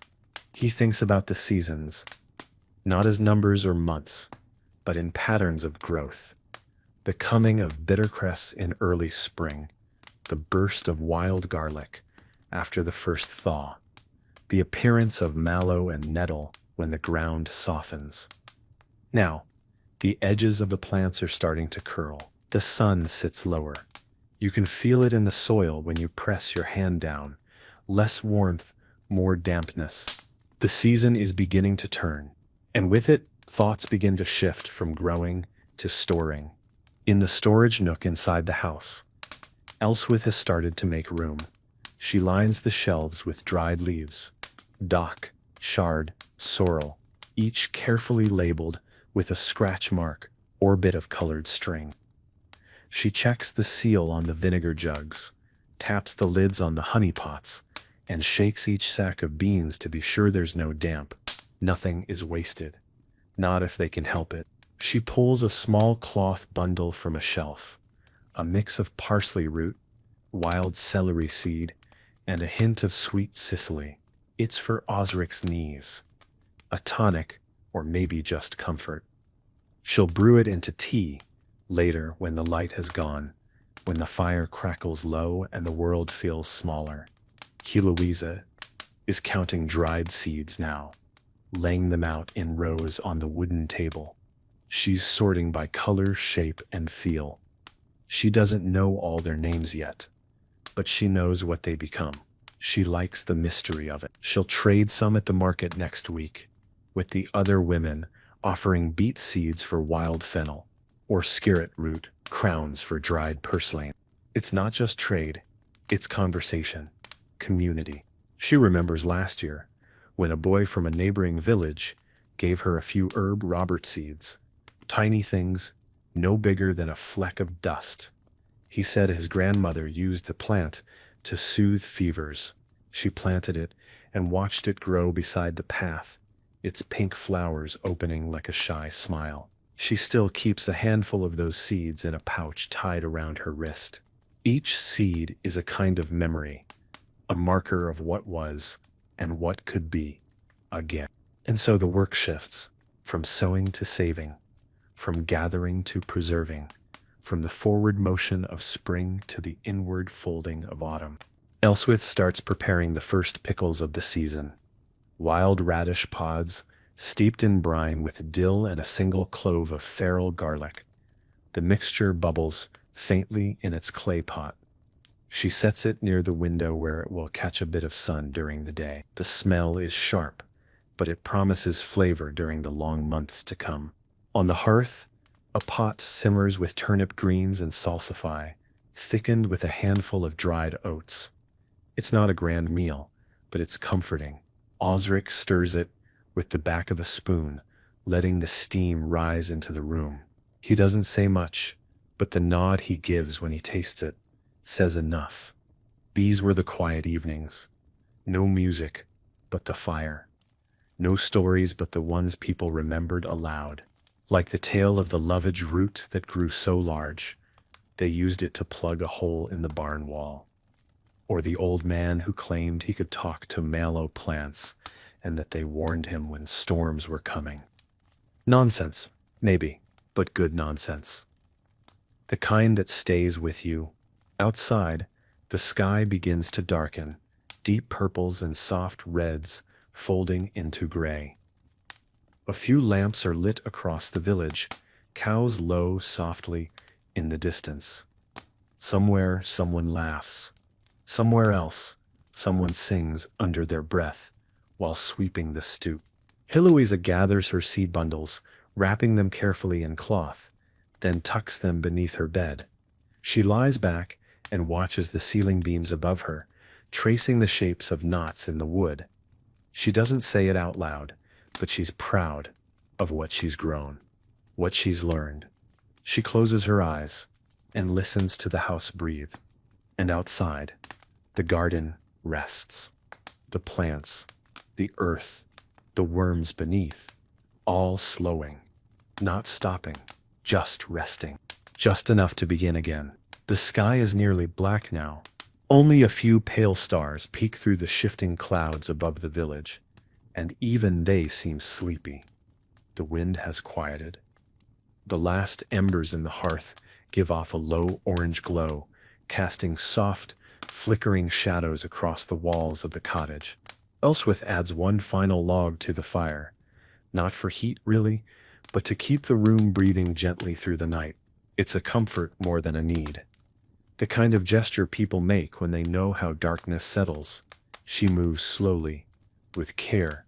Her movements speak of years, not old age, but lived-in strength. In a small basket, on the table, sit a few items gathered late in the day, some fading chard, a knotted bit of wild carrot root, a few young fennel fronds, and a tiny clutch of wood sorrel, its heart-shaped leaves still damp with dew. These will go into tomorrow's broth, or perhaps a flatbread, with onions, if the miller brings flour. Heloisa wraps herself in her blanket and turns toward the wall, her hand resting under her cheek, her other curled around a small linen pouch that smells faintly of thyme and lavender. She made it herself, stitched carefully, filled with dried leaves to calm the nerves and ease sleep. She made one for her brother, too, after he started waking with night terrors last winter. He won't admit it helps, but he hasn't cried out since. Even now in sleep, the plants keep working. And this is something understood deeply in this world. Food, healing, comfort. They weren't separate. They lived in the same roots, the same beds, the same patient tend. Take fennel, for instance. Eaten raw, it cleared the breath. Cooked, it flavored fish. The seeds were chewed after meals for digestion, and when bruised and steeped, they became a calming drink for colicky babies and weary women. Or wild thyme, used to clean wounds, yes, but also burned on coals to drive out bad air, or spirits, depending on who was talking. Was it science? No. But it worked well enough, and sometimes belief was part of the cure. Even the act of growing was a kind of quiet faith. You planted without guarantee. You waited with hope. You harvested with thanks. And so much of this passed from hand to hand, not as instructions, but as habits. You learned when to plant winter savory. Not because someone told you, but because you watched your mother press the seeds into the warm soil, whispering the date to herself, brow furrowed with thought. You knew calendula helped with skin, not because it was written anywhere, but because a neighbor once showed you the yellow salve she made for her child's rash, and you never forgot how it smelled like summer fields and beeswax. There's no parchment for that kind of knowledge. No ink, only memory. And sometimes, forgetting. Not everything survives. There were plants once used daily that no one remembers now. Alexander's, skirret, third bennet, sorrel root, once vital, now nearly gone from the tongue. Some replaced, some abandoned, some lost to the hush of time. But every now and then, someone digs one up, tastes a forgotten flavor, finds a recipe in an old margin, a note in the corner of a crumbling ledger. Good for stew, bitter, use only the small ones. That's how memory returns. Not all at once, but in bits, in garden corners and quiet cups of broth. Osric, now half asleep in the chair near the fire, turns his head just slightly. The room is quiet but full, not of noise but of presence. The presence of soil and steam and smoke of old things done well, of small things that mattered. You too may be drifting by now, letting your mind settle. Maybe the names of plants are starting to blur, soft sounds like mallow, sorrel, beetroot, skirret, each one carrying with it a feeling of warmth, of being looked after. And maybe that's what this really is, in the end, a long remembering of meals that started with dirt under the nails and ended with bowls held close to the chest, of hands that didn't need books, just time, of vegetables that no longer speak loudly, but still wait quietly in the margins, waiting for someone to plant them again. Night has fully arrived. Not just darkness, but depth. That thick, woolen sort of quiet that wraps itself around the village after the last fire crackles out. Even the wind has gone still, as if it's listening. Inside the cottage, the coals are glowing faintly in the hearth, giving off just enough warmth to keep the chill from creeping in through the stone. Everyone sleeps now, but not everything rests.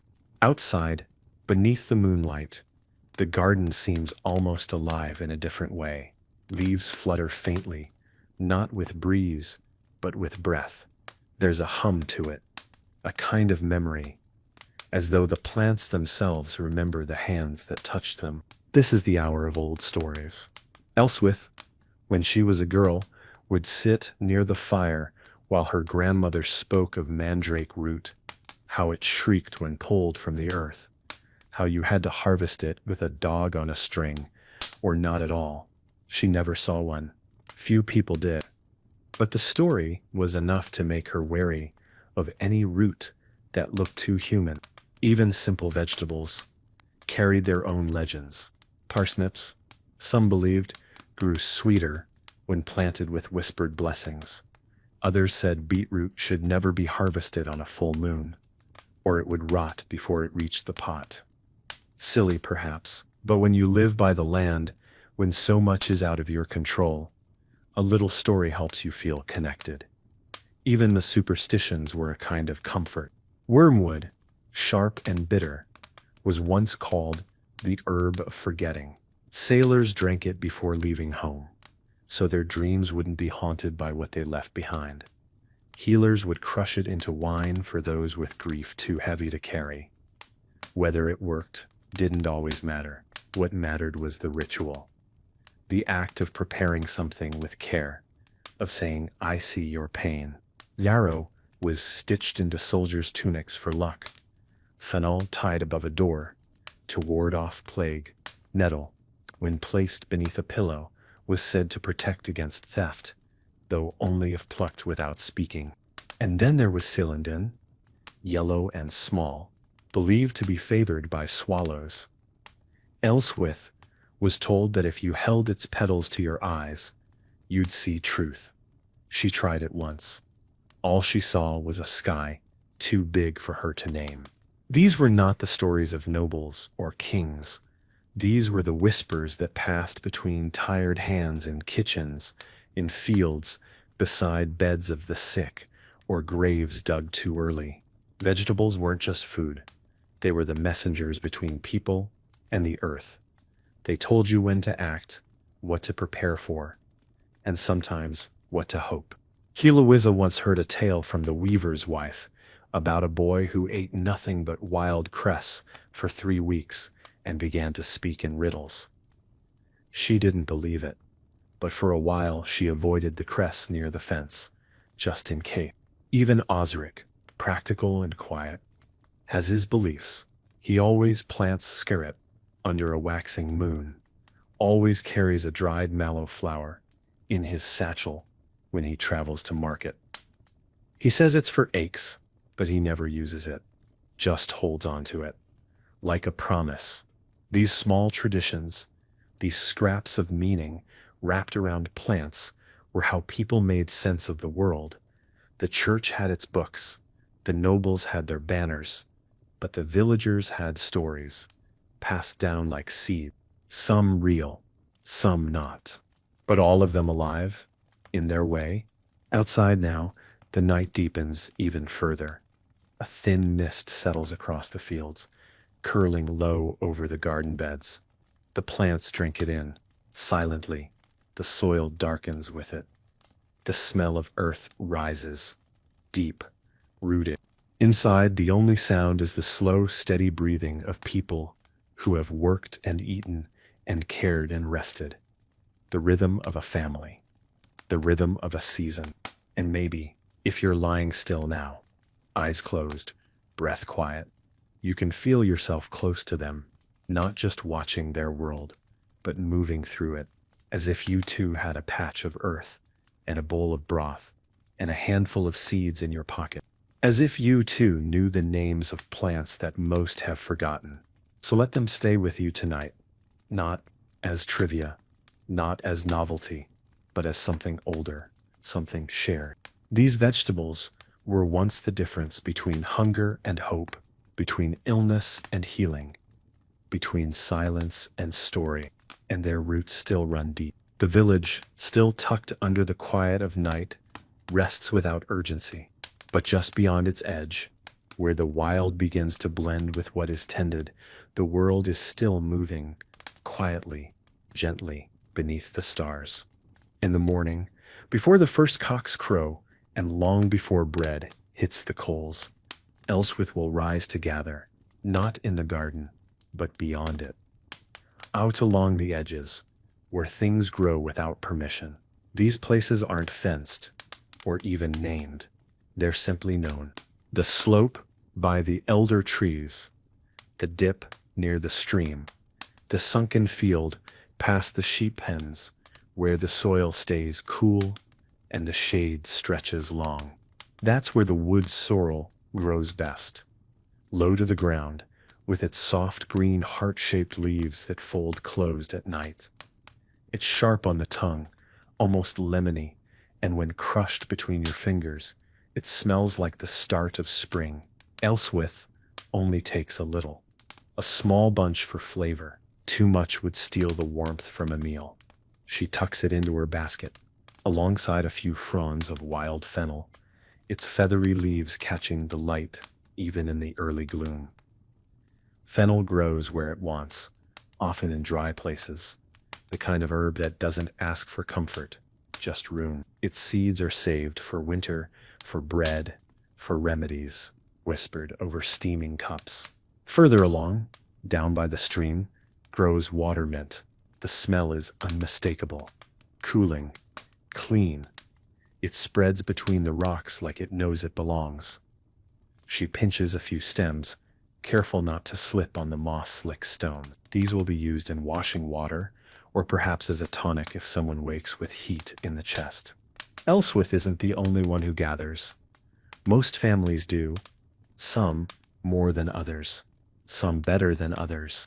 There's a boy in the village who once brought home a basket of foxglove.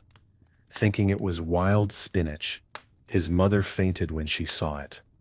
He's teased for it still, but gently.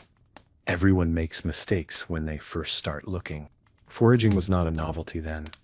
It wasn't a weekend pastime or a romantic return to nature. It was a thread in the larger tapestry of survival, and not just about filling the pot.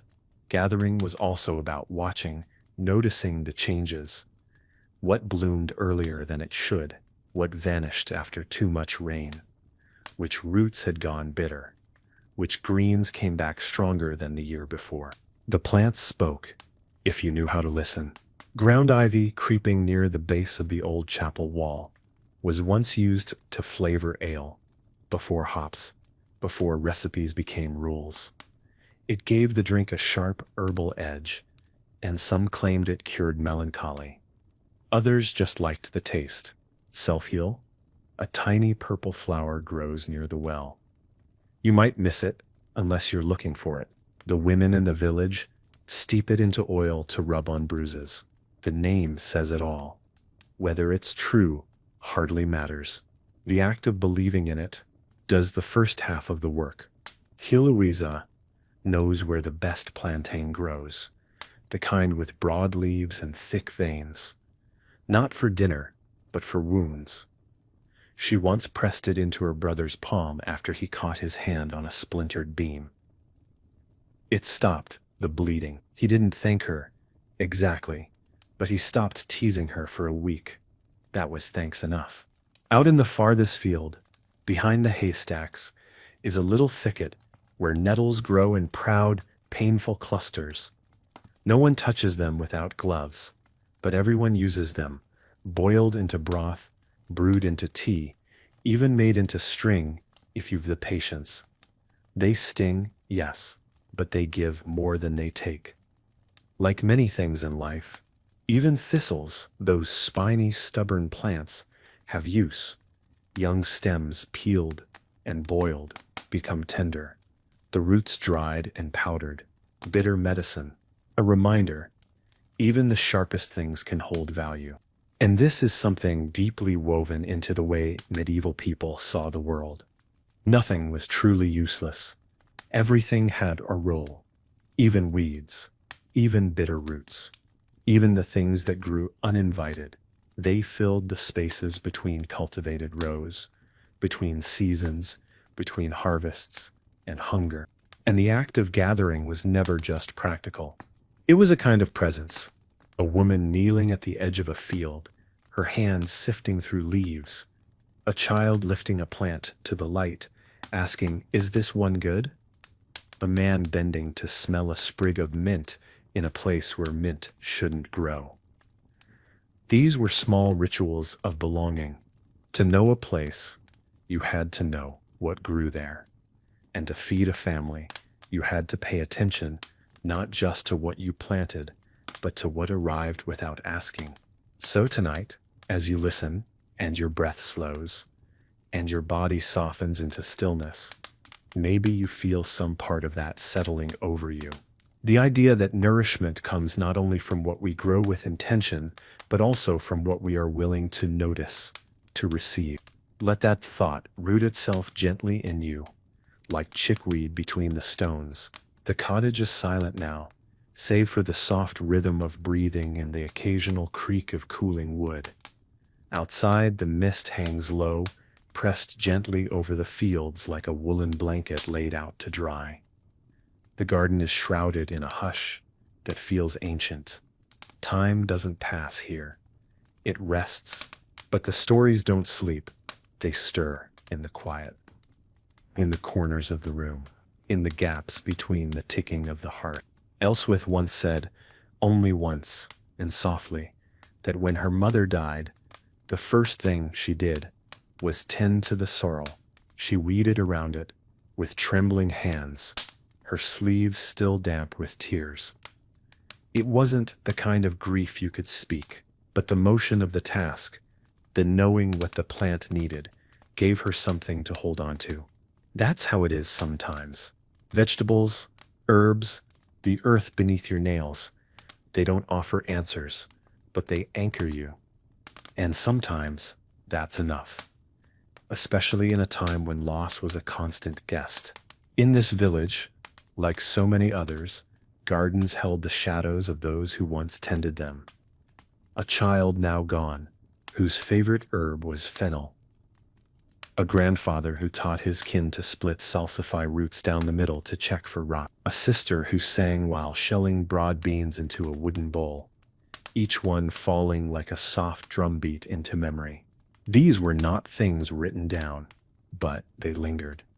In the smell of boiled beetroot, in the feel of nettle leaves under gloved hands, in the way someone bent to tie back a climbing pea vine without knowing they were mirroring a gesture done decades earlier.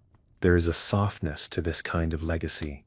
You don't inherit it, you inhabit it. And Heloisa, just beginning to sense the weight of it, sometimes wonders how many of these plants remember.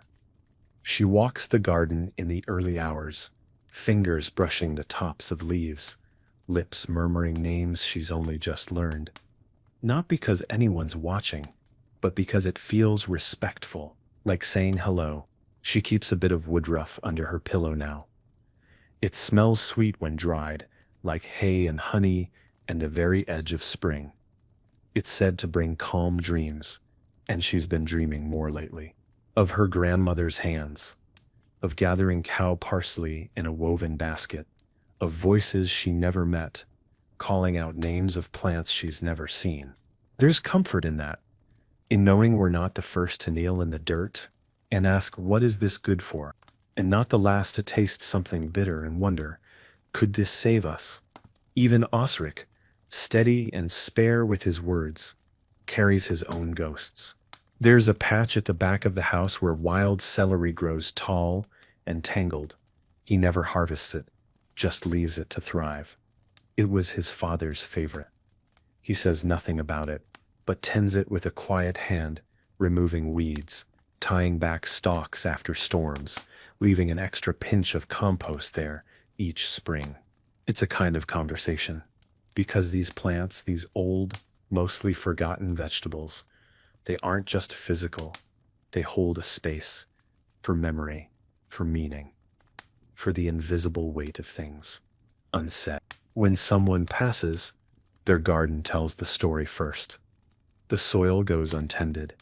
The weeds move in, but then, slowly, someone else steps in, begins again, pulls back the thistles, saves the seed. In that way, grief becomes a cycle, just like planting, not something you get over, but something you grow through. Even the seasons know this. Spring isn't a beginning, it's a return.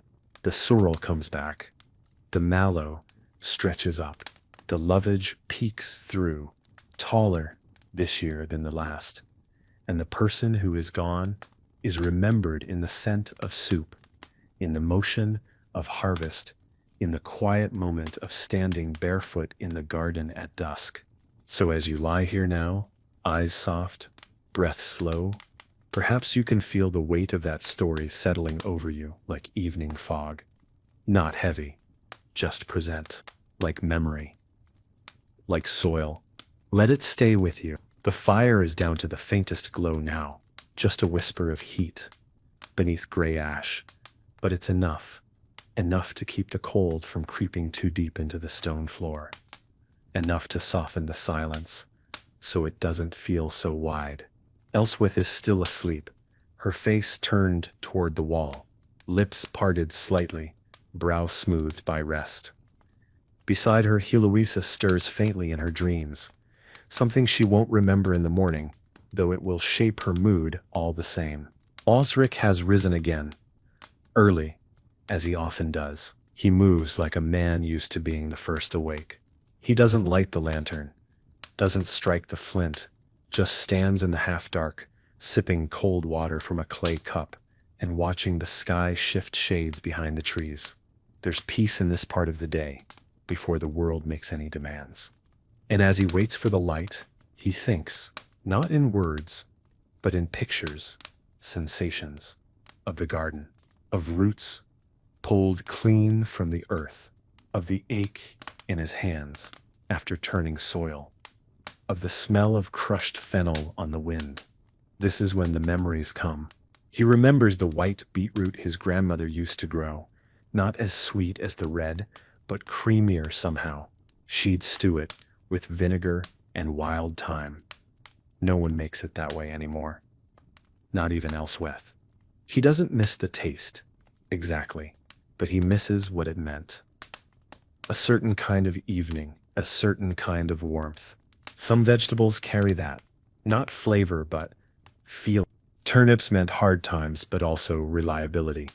You could boil them into anything, roast them with salt, mash them if your teeth were failing. Leeks reminded people of feast days in some regions, stewed down until soft, with barley and beer, served to a room full of relatives you hadn't seen since the last harvest.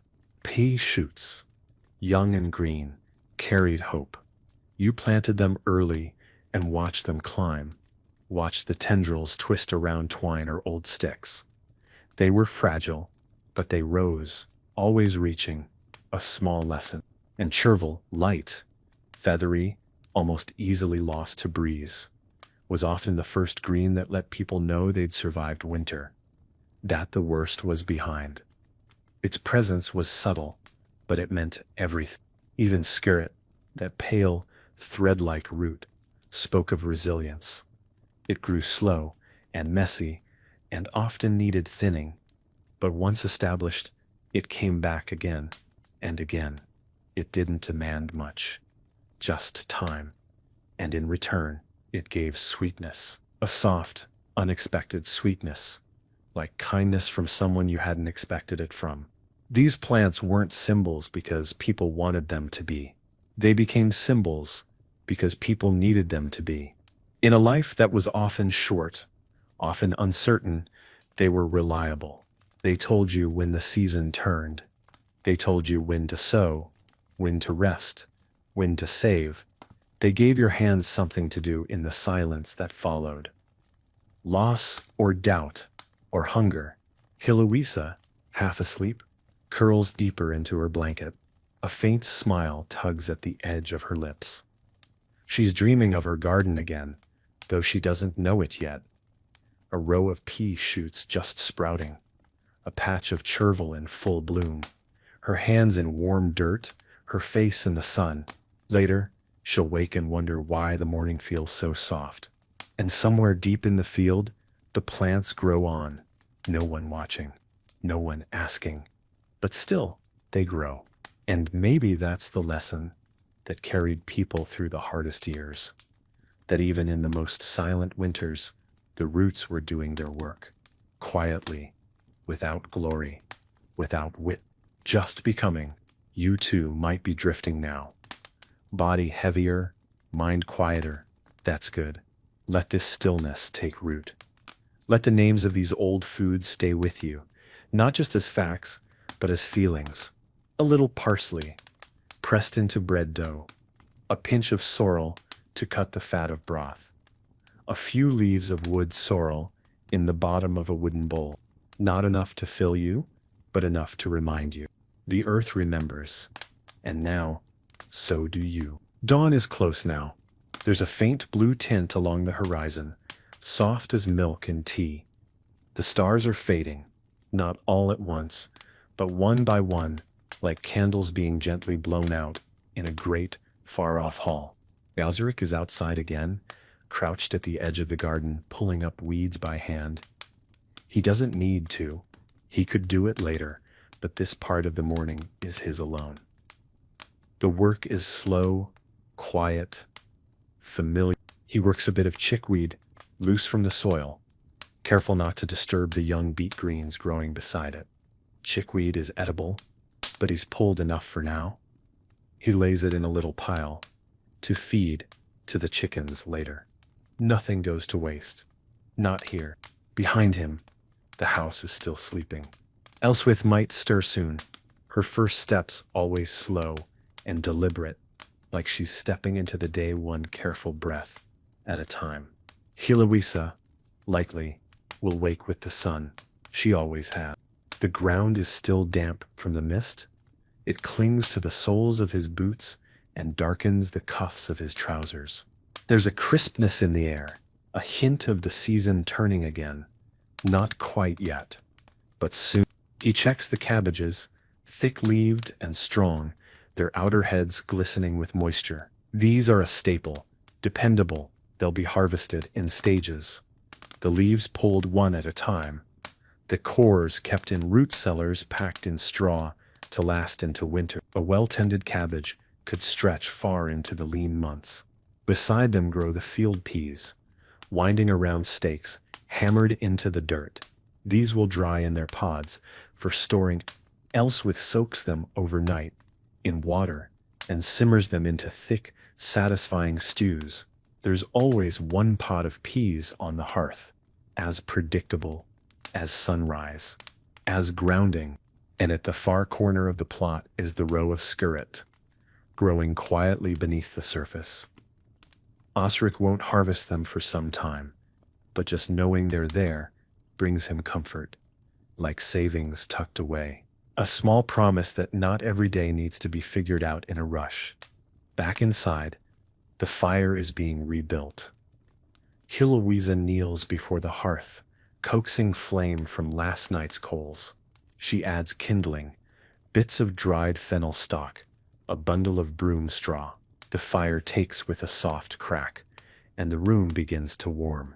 She stirs a pot of barley porridge with chopped mallow and a spoon of last year's honey. It's not sweet, not really, but hearty, the kind of food that fills the belly and lets you work until dusk without complaint. And as the room slowly brightens, something else settles in, a sense of rhythm. This was the true gift of the medieval garden. Not just the food, but the repetition, the rituals, the predictability of planting, the welcome tedium of weeding, the satisfaction of harvest. There was comfort in it. Every spring brought nettles, sorrel, chervil. Every summer, fennel, beets, celery leaf. Every autumn, skirret, salsify, wild radish pods soaking in vinegar. Every season brought with it a story, a lesson, a quiet measure of who you were. You didn't have to ask what your life was about. It was there in the dirt, in the seeds saved, in the meals prepared for family, neighbors, widows down the road who'd lost the strength to tend their own beds. Heloisa adds a bit of ground ivy to the porridge now, just a pinch for the bitterness to keep it from going too soft on the tongue. Her mother showed her that. Her mother's mother showed her, and likely someone long before them did the same. No one owns these recipes. They live in the hands, in the bowls, in the gardens, passed down not with ceremony, but with repetition. And there's a beauty in that, not grand, but deep. Osric steps back inside, brushing the dirt from his hands. He doesn't say anything. He doesn't need to. The fire is going. The meal is ready. The day has begun. They'll eat, then work, then eat again. And by nightfall, they'll return to the same stillness that greeted them this morning. And the vegetables, quiet as always, will still be growing. So let yourself rest here a little longer, in the soft light of this simple life. There's no rush. The garden moves at its own pace, and so can you. There's a certain quiet that only comes when everyone is doing exactly what they're meant to, not rushing, not stalling, just moving as the sun does, with steady purpose. The kind of quiet you can feel in your ribs. It's not the absence of noise, it's the presence of belonging.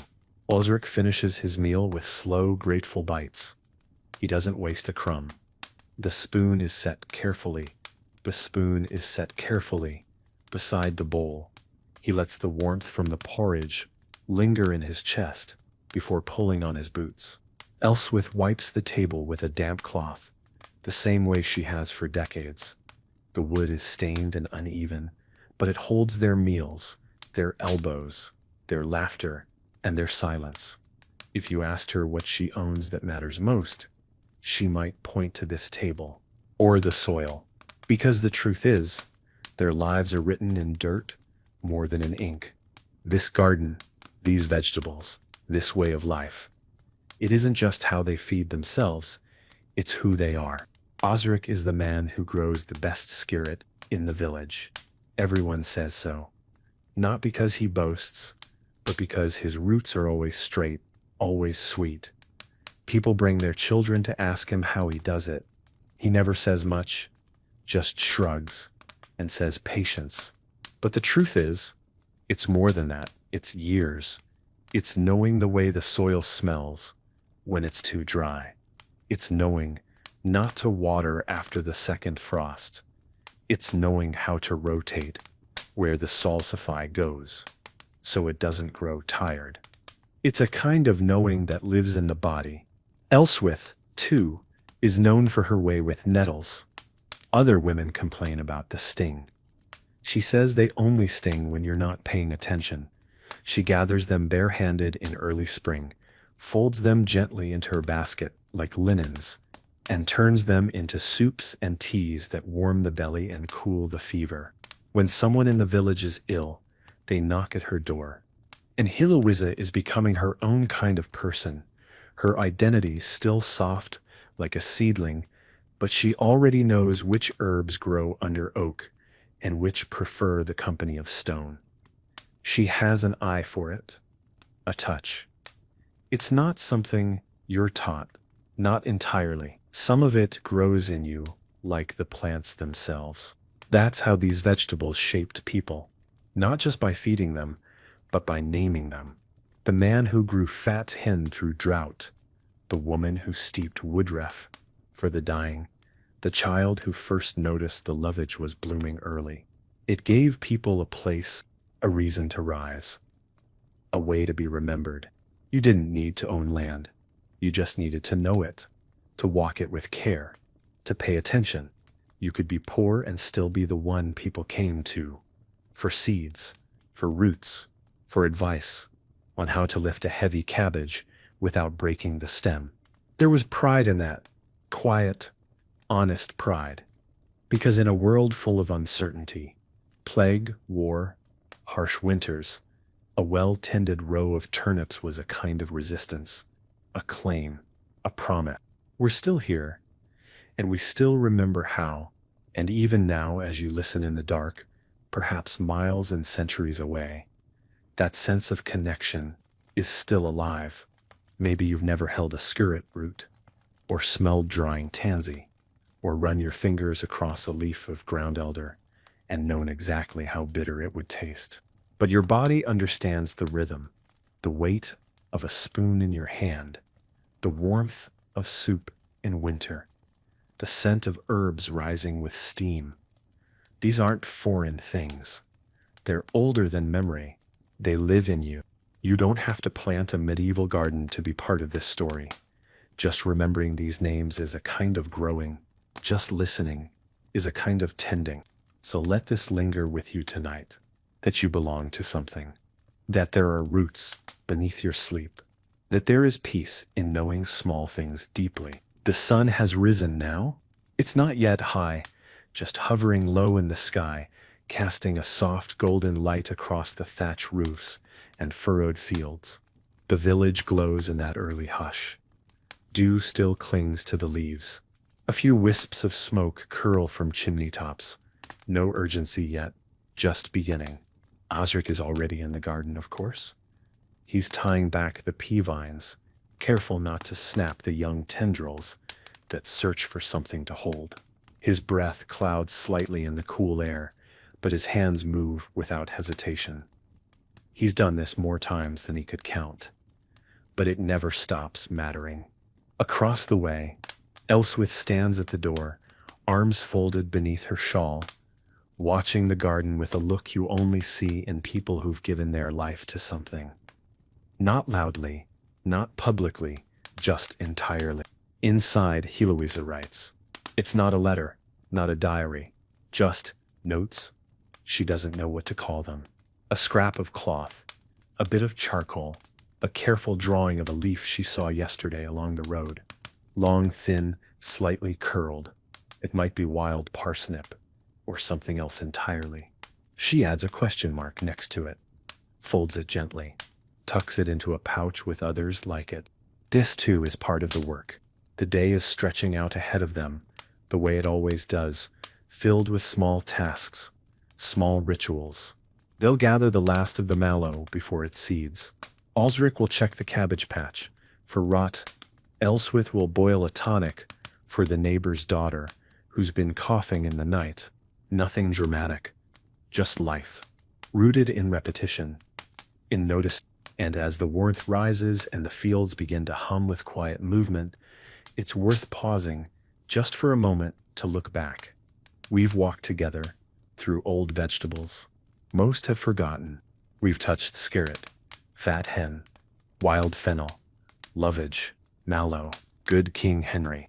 We've seen how they fed not just bodies, but lives, how they healed, flavored, connected, how they marked the seasons, how they gave meaning to days, how they whispered stories from hand to hand, from soil to seed, from silence to song. And what's perhaps most moving of all, none of these plants were rare. They were common, ordinary. They grew in corners and hedgerows in between more important things. They didn't demand attention, but they offered everything. And in doing so, They shaped the people who tended them. You might be lying still now, your eyes closed, your thoughts drifting not just through history, but through your own quiet memories. Maybe a kitchen, a garden, a hand stirring soup, a plant you once pulled from a crack in the pavement and didn't know the name of. That's the thread.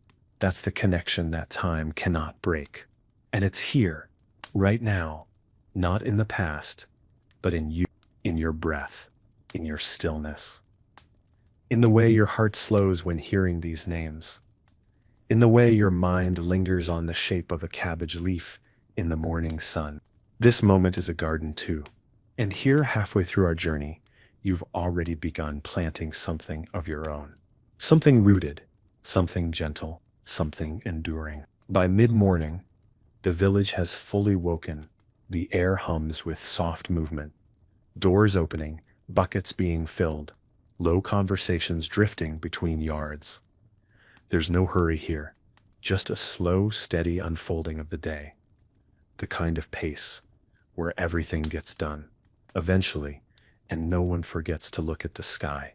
In the garden, Heloisa is kneeling beside the beet patch, pulling back the leaves to check the roots beneath.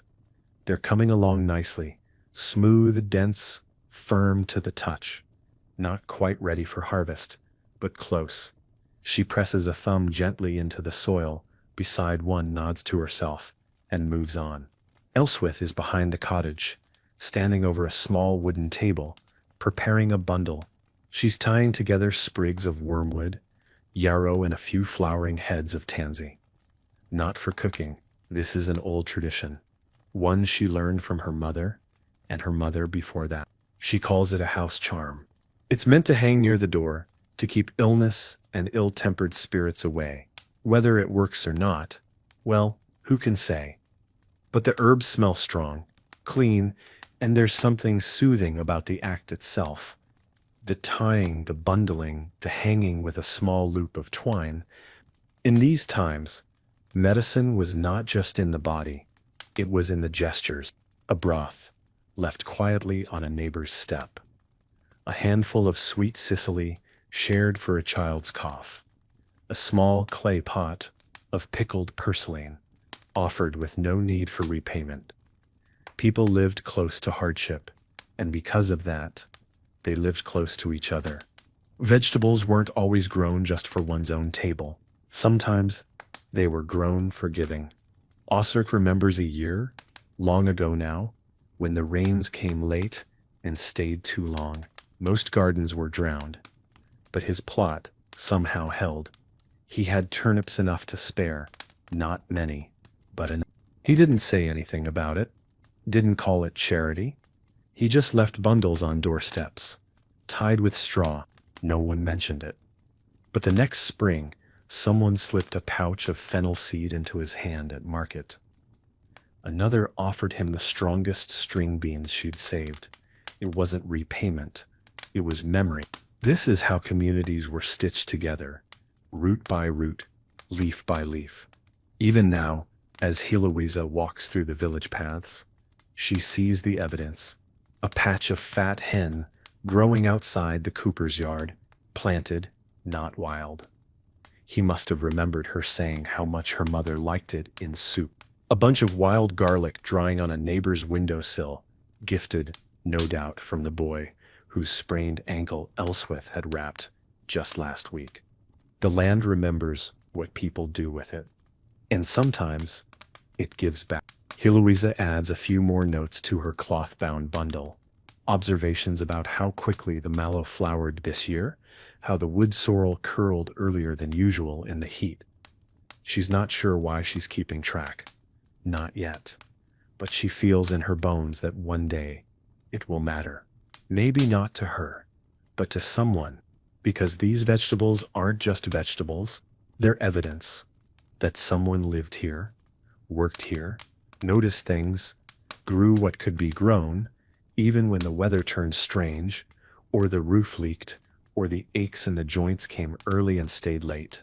They are the quiet records of life lived, carefully. And you, listening here, still and steady, are part of that care now.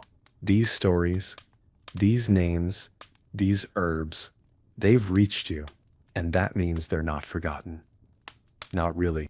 Because every time we speak of them, remember them, imagine them in our hands, they grow again. The afternoon is beginning to stretch its limbs. There's a certain stillness in this part of the day. Not the sleepiness of evening, nor the rush of morning, but something softer, like the air itself is pausing, letting the light fall more gently, letting the dust hang longer before it settles. Elswith is sorting through a small wooden chest beneath the work table. Inside are cloth bundles of dried herbs, folded paper packets of seeds, bits of twine, a carved spoon worn thin from years of stirring. She's looking for angelica root, a remnant from the spring harvest, not for eating today, but for a tincture she's preparing. 1 part root, 1 part vinegar, left to steep by the fire. It's said to guard against cough and chill. But more than that, it smells of the first warm days, and she finds comfort in that. Across the yard, Osric is trimming back the broad beans. Their season is nearly done. The pods are thick and heavy, bending the stalks with their weight. He gathers them one by one, dropping them into a basket lined with wool. They'll be dried for winter use, stored in earthenware jars, sealed with wax and hope. This part of the year is full of transition, nothing dramatic, just the quiet giving way of one phase to the next. The lettuces are bolting, their leaves turning bitter. The sorrel has flowered. The chard stands tall but tired, and the peas, once bright and sweet, have begun to dry on the vine. This is not failure. This is what plants do, and people too. They grow, they peak, they fade, they seed, and then, when the time is right, they begin again. That's one of the oldest lessons of the garden. Nothing is wasted, not even time. The waiting matters as much as the harvest, the weeding as much as the reaping. The season when nothing sprouts, just as meaningful as the season when everything does. You learn that quickly when you live by the land. You learn to wait for the right kind of cold to sweeten the parsnips. You learn to watch the sky before planting turnips. You learn not to rush the spirit, no matter how eager your hunger feels. And over time, you realize you are not in control. Not really. You are in relationship with weather, with soil, with luck, with time. Heloisa is learning this now. She once tried to force a bed of wild carrot in early spring. Despite her mother's warning, the shoots came up quickly, all promise and energy, and then collapsed under the frost. She was angry at first, angry with the soil, the sky, even herself. But Elswith had just nodded and said, "Next time, wait." And so she did. This year she planted later. The greens are smaller, but they're still here. And now, as she runs her fingers through the soft fronds, she understands patience doesn't just mean delaying, it means trusting. Trusting that the soil knows its pace, that the season will come, that not everything worth having arrives on demand. The same can be said for so many things: healing, forgiveness, understanding, even sleep. You might feel that now, how the world has slowed inside you, how your breath has settled, how your thoughts have quieted. That too is part of the garden. Not everything happens above the ground. Sometimes, the most important things are the ones you can't see. The root systems, the soil mending itself, the seeds swelling, unseen, beneath the surface. And perhaps tonight, that's where you are too. In the unseen part, the part that doesn't need to perform or produce, just rest quietly in its own season. Let that be enough. The wind has picked up slightly. Not sharp, just present. It moves through the garden like a hand through hair, lifting the edges of leaves, stirring the drying herbs that hang from the rafters. It reminds the trees to sway. It cools the pots by the hearth. It makes you notice how still everything was just moments before. Elswit steps outside with a basket beneath her arm, not because she needs anything urgent, but because she knows better than to waste a breeze like this. A good wind helps dry herbs faster, carries away the damp that settles in during long still days. She's been drying calamint and ground ivy, laying them out flat on woven trays. She stops at the mallow patch, what's left of it, and plucks the last few flowers. They've started to curl inwards, petals thinning, stems softening at the base. A little late in the season, but usable still. Usable, that word shows up everywhere in this life. It's how people thought, how they moved, how they made decisions. Is it usable? Can it be stretched, boiled, soaked, saved, shared? That's what vegetables were, more than anything. Answers to limitation. Most years there wasn't abundance. There was enough. And sometimes, not even that. And so forgotten vegetables, the skirret, the oric, the chickweed, the Alexanders, they weren't quaint or curious or part of a trend. They were solutions to hunger, to boredom, to sameness, to the question, what can I still make from what's left?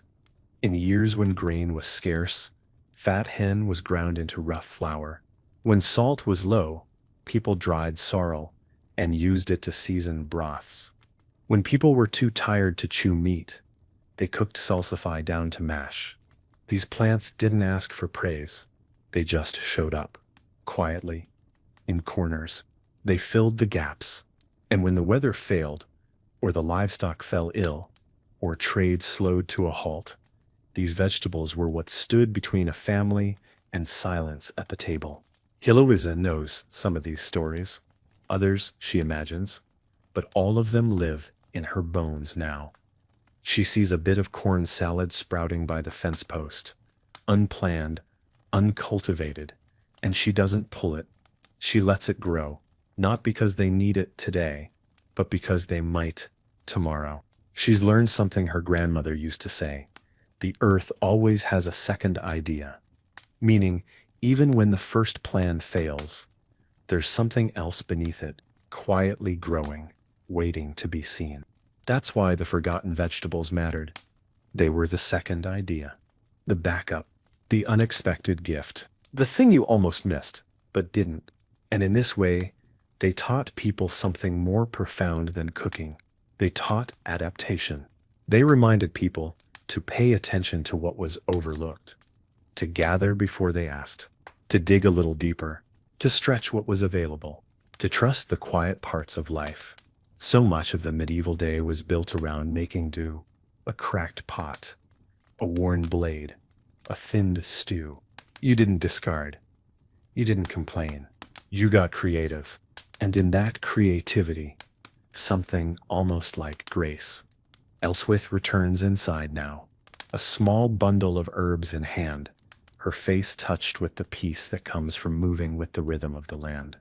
Heloisa places a few of the dried wild radish pods into a jar lined with waxed linen. She labels it not with a word, but with a small charcoal sketch, 2 looping leaves and a dot. Her own language. And Osric steps inside from the garden, brushes off his sleeves and sits at the table. No words, just a slow exhale, just the sound of belonging. And maybe you feel that now, a kind of gentleness, a quiet knowing that the simplest things are often the most lasting, that what nourishes us best isn't always what's prized, but what's present. So rest here, if you need to. Let your breath be enough. Let the silence grow full again. The day is warmer now. The light has settled into that easy glow, bright but not harsh. You can feel the weight of it on your shoulders, in your back, the kind of warmth that makes you slow your pace, loosen your grip, let things take the time they want to take. Osric is sharpening the edge of a hoe, not because it's dull yet, but because he believes in readiness. He likes tools to be ready before they're needed. It's a habit he picked up from his grandfather, who used to say, Blades should rest sharp, like a man after a good day's work. Elswith is kneeling near the patch of good King Henry, her fingers brushing the soil, checking for any early signs of yellowing in the leaves. It's holding up well this season. The greens are rich and full. She pinches a few tender ones to cook with later. Nothing more. The rest she leaves. This plant grows better when it's not picked too hard, too fast, like people. Heloisa is sitting on the edge of the stoop, barefoot, sorting through a small pile of seeds. Some are hers, some gifted, some traded. Each one carries more than food. It carries a story, a choice, a hope. She lays them out on cloth, skirret crowns, parsnip seed, the black pebble-like pods of Alexander's. She doesn't know yet when she'll plant each one. Some she might save for another year, some she may give away. She just wants to see them. To be reminded, because saving seeds is an act of quiet faith. You don't just save them for yourself. You save them for who comes next, for the seasons you haven't yet seen, for the failures you haven't yet faced. You hold them in your palm and say, without speaking, we're not done. And in the medieval world, where life was often short and uncertain, this mattered more than anyone ever said aloud. Seeds were wealth. Seeds were knowledge. Seeds were love in a linen pouch. People passed them down with careful instructions, or sometimes with nothing but a knowing glance. Plant this deep. Water it just after the moon turns. Don't forget, it doesn't like company. Give it space, or simply trust this one. It grows when nothing else does. Osric remembers how his mother once gave him a single seed, black and knotted, rough to the touch, and told him it would grow into the strongest parsnip he'd ever eat. He planted it beside the rain barrel, watched it every day. It sprouted, then died after 3 weeks. He was heartbroken. She said nothing, just handed him 2 more the next season. That was the lesson. Seeds don't promise success. They promise possibility, and that was always enough. Even now, in a world far removed from that one, the lesson holds. Maybe especially now. The patience to wait, the care to preserve, the willingness to try again. Heloisa folds her seed cloth carefully, tucking it into the small wooden box where she keeps her tools, her sketches, her best thoughts. She lights a small stick of dried wormwood and lets the smoke drift lazily out the window. Not for any spell or ritual, just because she likes the scent, bitter, herbal, honest. And outside, the garden continues as it always has. The roots deepen, the leaves stretch, the air shifts, and everything, quietly, moves forward. You're still here with it, still resting inside the story. No hurry, no need to arrive. Just be among the growing things. The garden is quiet again, not silent, never silent, but at ease. The wind has shifted, coming now from the east, bringing with it the faint scent of dry earth and old wood. The kind of wind that stirs the upper leaves and leaves the soil undisturbed. Osric stands near the bean rows, watching the clouds move slowly across the sky. He's done with most of the day's work. There's still more to do, of course, there always is, but for now he's content to pause. His hands rest on the top of the spade, earth still caked in the creases of his fingers. He lets the sun find his shoulders. Heloisa moves between the beds, brushing her fingers lightly over the young plants. She's checking for pests, but mostly she's just saying hello. That's what it feels like to her, like greeting. The beetroot are firm, the skirret sturdy. A few of the carrot tops are starting to twist, and she makes a mental note to pull them early before the flavor gets muddy. At the edge of the plot, a few weeds are pushing up between stones, and she leaves them. Not all weeds are enemies. Some are teachers. Some are medicine. Some are just part of the picture. Elswith is preparing broth inside the cottage. Simple, as always. A base of leek tops and dried nettles, softened in water, a bit of crushed barley stirred in, and a small handful of purslane. She picked earlier. There's no meat today, but there doesn't need to be. The flavor comes from time, from the layers of careful tending that went into every stem, every leaf. She adds a pinch of salt from the small jar she keeps hidden from view. Not because she's secretive, but because she knows how quickly it disappears if you're not careful. And through it all, the rhythm holds. The cycle, the subtle turning of season into season. Nothing in the garden hurries. Nothing demands. Everything knows when it is time. The chervil bolts before the barley is full. The sorrel rests when the heat rises. The salsify goes into hiding the moment the days grow long. People learn to listen, to move with these shifts. It's not always perfect. Sometimes the turnips rot in the ground. Sometimes the peas bloom too late. But still, they plant again.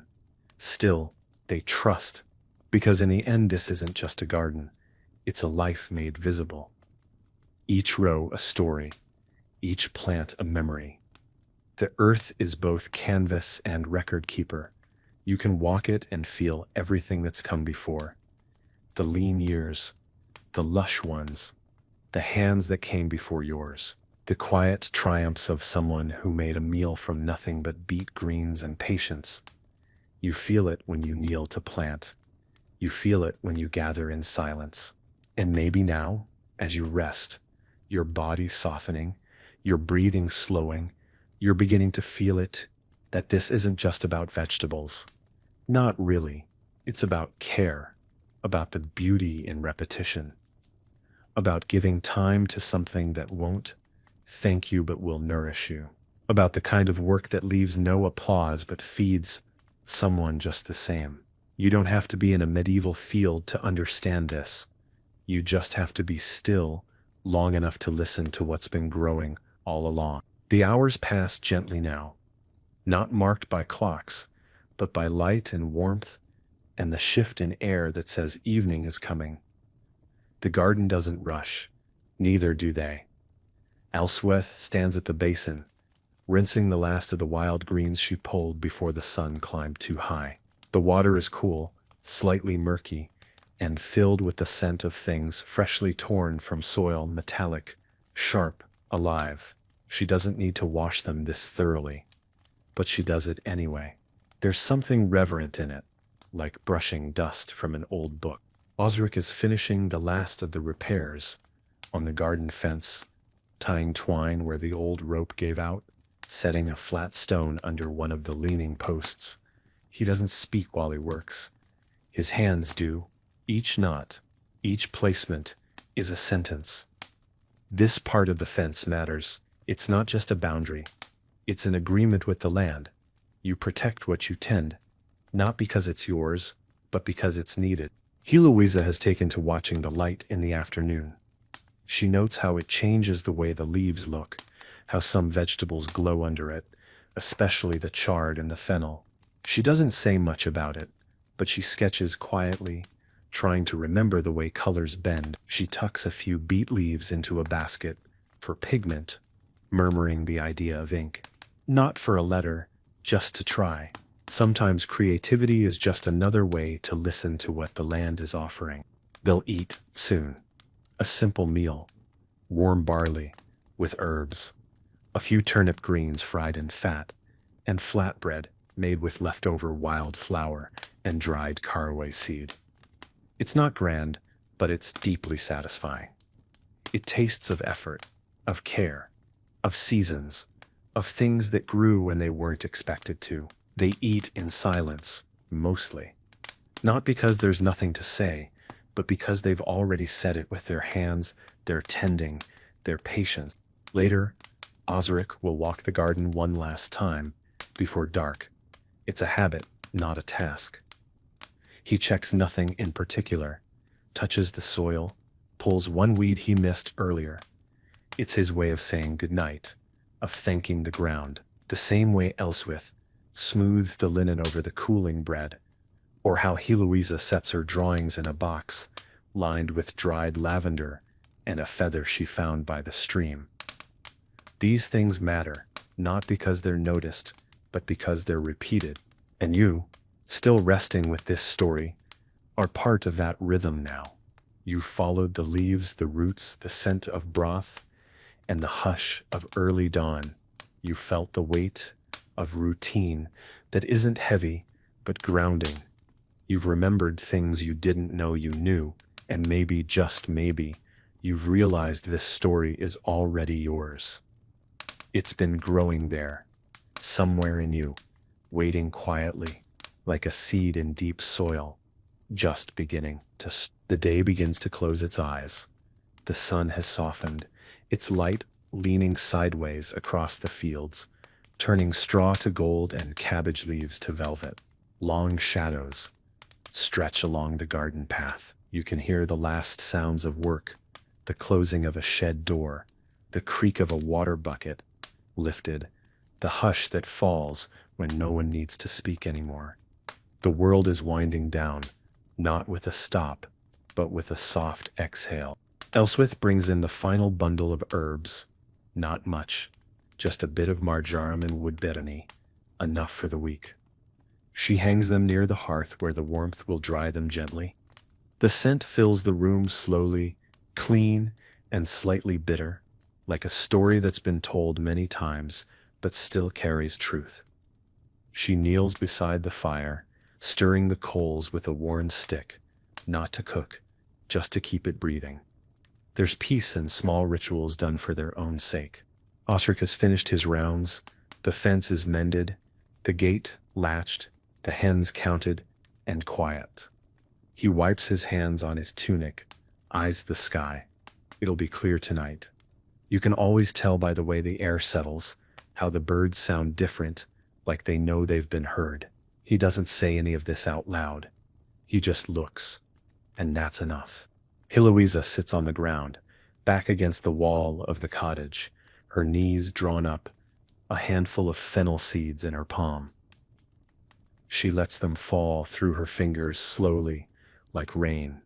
She's thinking about nothing in particular. Maybe about how plants grow without asking. Maybe about how time passes the same way. Or maybe she's just letting her mind soften into stillness, the way a pond goes still when the wind decides to stop speaking. Inside, the cottage has gone dim. No need for candlelight yet. The last of the sun flickers through the shutters and pools on the floor. Elswith pours a little vinegar into a jar of wild garlic buds. She'll seal it tomorrow. For now, she lets the scent rise. It bites, sharp and clean, like memory, like something you forgot you loved until you smelled it again. And outside, in the garden, the vegetables rest. The skirret, the turnips, the herbs tied to rafters, the weeds left standing because they held their ground better than anything else. All of it exhaling, all of it easing into night. There's nothing more to do now. Just trust that what was planted will stay rooted, that what was gathered will hold, that what was tended today will feed someone tomorrow. And you, still here, are part of that promise. Maybe you're lying still, eyes closed, or sitting, watching nothing in particular. Let the rhythm carry you now. No thoughts to chase, no answers to find. Just this breath, just this moment, just this small, quiet harvest of peace. Night has taken its place now, gently and without protest. The sky above the village is deep and wide, peppered with stars like seeds scattered across dark soil. The garden is cloaked in shadow, but nothing feels lost. Everything rests in its rightful place. Roots deep, leaves folded, air cool and still. You can almost hear the quiet settling over the earth, like a soft wool blanket, tucking in each row, each corner, each sleeping stem. Inside, the fire has been lowered, just enough flame to keep the room from cooling too fast. Elswith finishes wiping down the table, running her cloth in slow, practiced circles. She doesn't rush. This moment is as much a part of the day as planting or harvesting, cleaning, folding, closing the space. It signals to the home that the day is done, that it can rest too. Osric sits with his back to the wall, legs stretched out, his head slightly tilted toward the ceiling. He's not asleep. Not quite. Just unwound. His breath is slow, even. His hands are still rough from the day's work, but resting now, open. There's no more to carry tonight. Eloisa has lit a small beeswax candle. The flame flickers gently as she flips through her folded sketches, crude drawings of herbs, leaves, seeds, a few notes scrawled beneath them. She doesn't read them, just touches them. The way one touches old fabric or smooth stones from a riverbed, there's a kind of prayer in it. A prayer that doesn't need words. Outside, the garden holds its own silence. The scent of soil is stronger now. Cooler, root heavy. You can almost feel it pressing upward from the ground, like a story being told beneath your feet. There's no light out there now, but moonlight, and yet everything seems visible. The beets still know their place. The fennel still sways ever so slightly in the breeze. The parsley, small and tucked into the corner bed, waits for morning, as it always does. In these hours, memory becomes part of the garden too.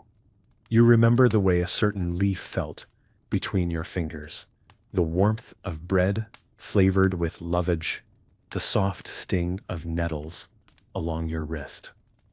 You remember someone's voice saying, "Not yet, wait another day." You remember the patience, the tending, the way even hardship had its rhythm. And maybe now, as you breathe a little slower, you begin to feel that rhythm inside you. Not as thought, not as language, just as presence. The deep, steady sense of having been part of something old and honest, something humble, something alive. So rest here. No need to reach for anything. The seeds are already planted. The work has already been done. Let the earth hold you, just like it holds everything else. The moon hangs high now, casting its cool light across the village rooftops and spilling silver into the paths between garden beds. It's quiet in a different way than the day. This is a sacred quiet, a hush not meant to be broken, the kind of stillness that asks you to listen, even if there's nothing left to hear. Out in the field, the wind moves softly through the tall stalks of drying beans.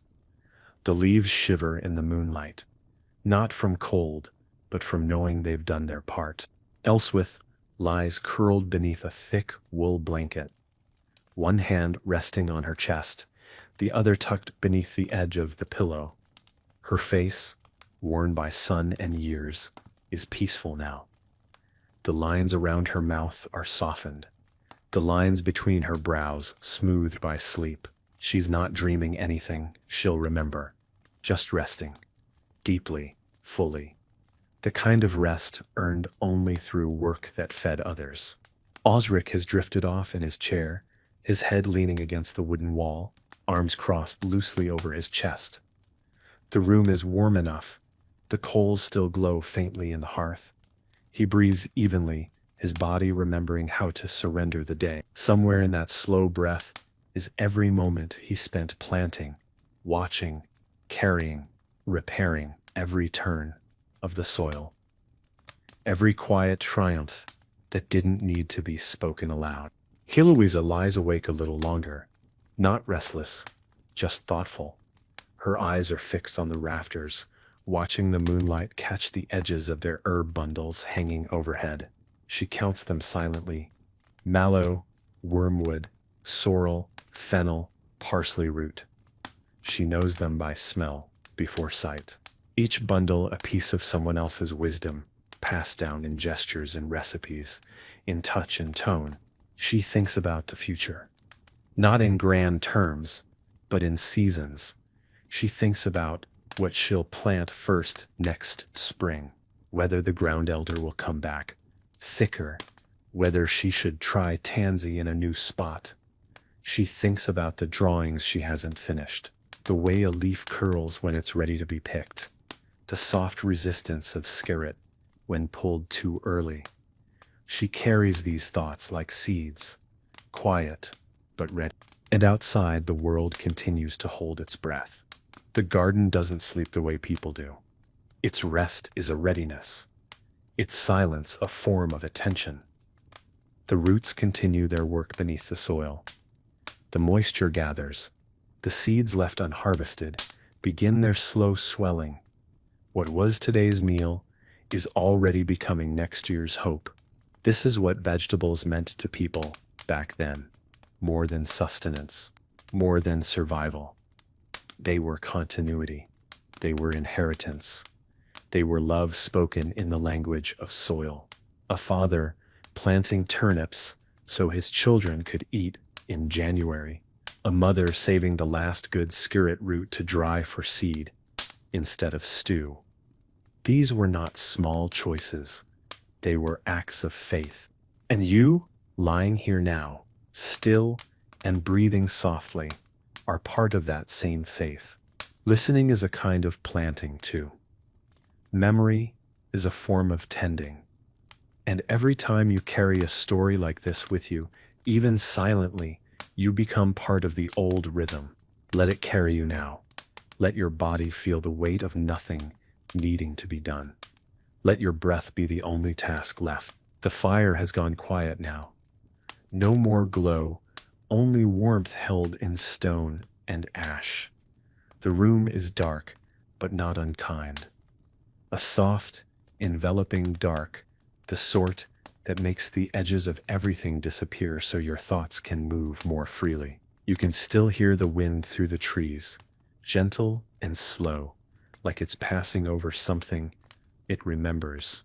The house creaks from time to time. Not from age, but from the settling of a place that knows it's done its job for the day. Elswith stirs slightly in her sleep, murmuring something too soft to understand, and then goes still again. A name, perhaps, or a recipe, or maybe nothing at all. The line between memory and dream is thin in these hours. Osric hasn't moved, but his breath is steady. The weight of rest has settled into his bones. And Heloisa is finally asleep too, curled beneath her blanket, with one hand tucked beneath her cheek and a dried fennel stalk still clutched lightly in the other. The moonlight moves across the floor in slow silver strides. It touches the edge of the table, the handle of the spade resting near the door, the rim of the wooden bowl that held supper hours ago. Nothing shines brightly. Everything glows just enough. Even the bundles of herbs above the hearth seem to bow slightly in the stillness, as if acknowledging the quiet that lives in this hour. Outside, the vegetables rest beneath layers of earth and dew. Some will not wake again until spring. Others will keep going, slowly, through the frost. They are not worried. They do not rush. Their work is long and quiet, invisible for months at a time. And yet, they keep the promise they were born with, to grow again and again when the time is right. And in this way, they are like stories. Some bloom in full light, shared over meals and songs. Others remain tucked deep in the soil of memory, waiting, not forgotten, just patient. The names may fade, but the feeling remains. Of hands in dirt, of steam rising from a bowl, of the trust placed in a seed. You've come far on this journey. 40 stories could never hold it all, but they don't need to. Just this one evening, this one voice, this one long moment of rest is enough to remember something old and rooted, something that lives not in the past, but in your breath, right now. So let it stay with you, the sorrel, the skirret, the wild fennel, the fat hen. Let them rest with you. Let them settle. Let your whole body feel what it is to be unhurried, to be tended, to be quietly, wholly enough. The garden is invisible now beneath the dark, but even unseen, it is still there, whole, quiet, waiting. The beds lie still beneath the thin silver of moonlight. The air has cooled, damp, heavy, not unpleasant, but hushed in a way that makes every sound feel further away. If you stood outside now, you wouldn't speak. You wouldn't need to. You'd just listen to the leaves brushing one another in their sleep, to the soft thud of an apple falling overripe from a forgotten branch, to the wind whispering its long route through tree and thatch and soil. Inside, everything is still. Elswith, Osric, Hilawissa, all asleep now, each with their own shape beneath wool and linen. The fire has faded entirely, just ash and faint warmth. The house holds its silence with grace, a kind of reverence. Even the tools resting by the door seem at peace. Spade, sickle, pruning hook, all used, all quiet, all waiting for tomorrow. The only movement is in the soft drift of dried herbs above the hearth, swaying ever so slightly with the change in air. They are a reminder that even in sleep, the world continues its gentle work. Oils still curing, roots still drying, memory still breathing through the rafters, because that's what this life was. Not grand gestures, not glory, but daily care, the kind you almost forget to notice until it's gone. And that's why these vegetables mattered so deeply. They weren't just nourishment, they were memory holders, patience trainers, symbols of continuity in a world that changed with each season, each illness, each frost. When someone walked the garden at night, just to check, just to be sure, they weren't just looking for pests or signs of rot. They were reminding themselves that the world was still growing, that life still whispered beneath the surface, that nothing was truly lost if it was remembered. And now, you've remembered Skirit, Sorrel, Alexander's, Mallow, Ground Elder, Fat Hen. You've walked the fields with them, sat by the hearth, listened to the wind move across old leaves. You've tended not only a garden, but a piece of yourself that still longs for simplicity, for purpose, for quiet connection to something living, steady, and real. So let the story rest now. Let the earth turn beneath you. Let the night hold you. Let everything be exactly as it is, unfinished, imperfect, beautiful in its stillness. The village sleeps, but the story doesn't end. It lingers, as old stories do, not with a closing, but with a soft continuation that settles somewhere inside the body. The kind of tale that asks nothing more of you than your presence, no response, no conclusion, just your quiet company as it unfolds in its own time. The garden, even in the dark, holds space for it. You could walk it now in silence and still feel where the beds begin, where the fence leans inward, where the scent of fennel once thickened the air. Elswith once said, on a rare evening, when the fire was high and the stew had come out better than expected, that vegetables don't just feed the body, they teach the soul how to stay, how to commit to something, how to return to it, how to live inside rhythm instead of against it. She'd smiled softly afterward, a little embarrassed by her own words, but no one questioned them. They were true in the way only lived things can be true. Heloisa, if she ever tells stories of her childhood, one day might not speak of anything grand. She might mention a day she spent peeling wild carrots, or how her mother showed her how to taste chervil and know if the plant had turned bitter, or how she sat in a field with a basket of weeds once, and realized halfway through that none of them were weeds at all. Because that's how knowing works. Slowly, quietly. Again, and again. You don't learn a garden in a season. You learn it by staying, watching, listening, failing, trying again, letting it speak before you do. And that too is what you've done here.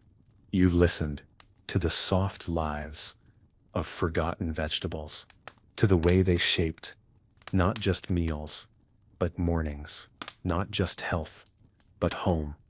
You followed their names through silence and steam, through open fields and closed rooms, through soil and story.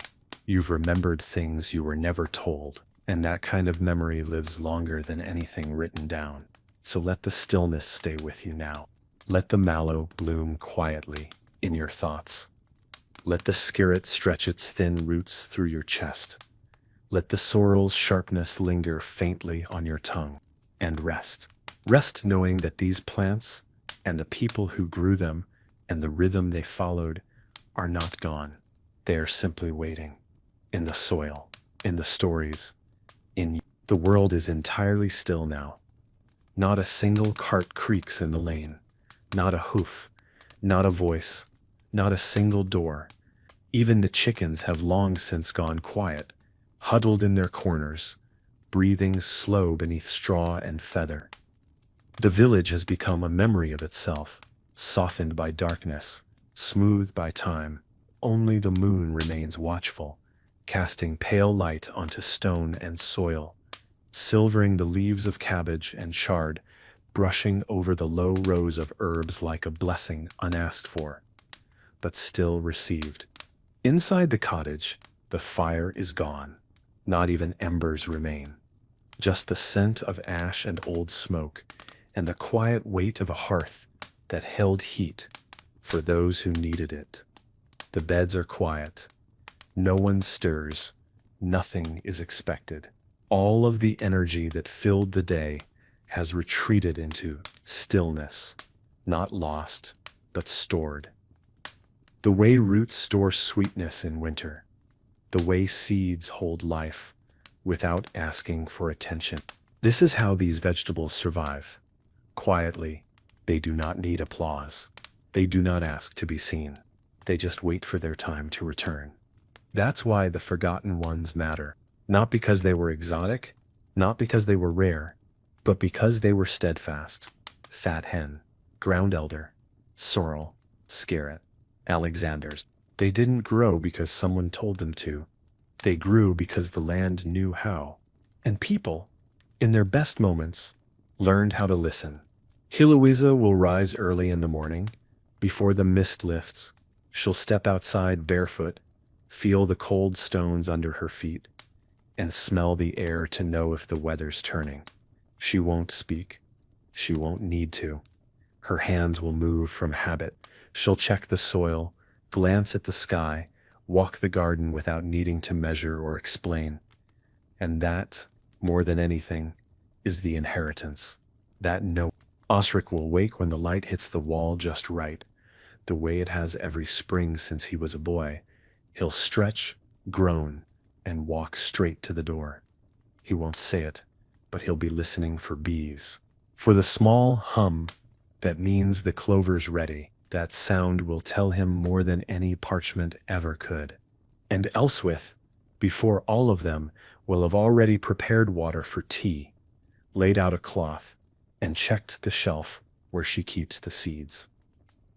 Not because she has to, but because some part of her believes it is a sacred thing, a way of saying thank you to the earth before asking anything from it again. And the vegetables, they will grow. They will stretch, unfurl, deepen, not for history, not for show, but because growing is what they are meant to do, just like us. The night has reached its quietest point, that moment where time seems to stop moving, where everything is held in stillness so complete it becomes a kind of music.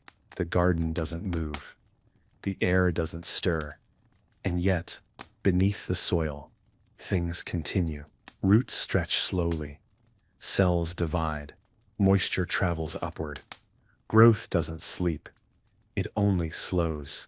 Inside, the silence has taken on weight, a kind of fullness, as though all the work of the day has gathered here, wrapped itself around the walls and floor, and decided to rest alongside everyone else. Elsweyth's breathing is steady now. Osric's arms are folded loosely over his chest, the tension in his shoulders long gone.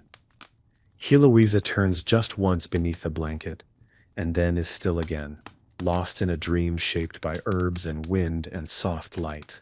If someone were to walk past the cottage now, they might not see much. Just another home in a quiet village.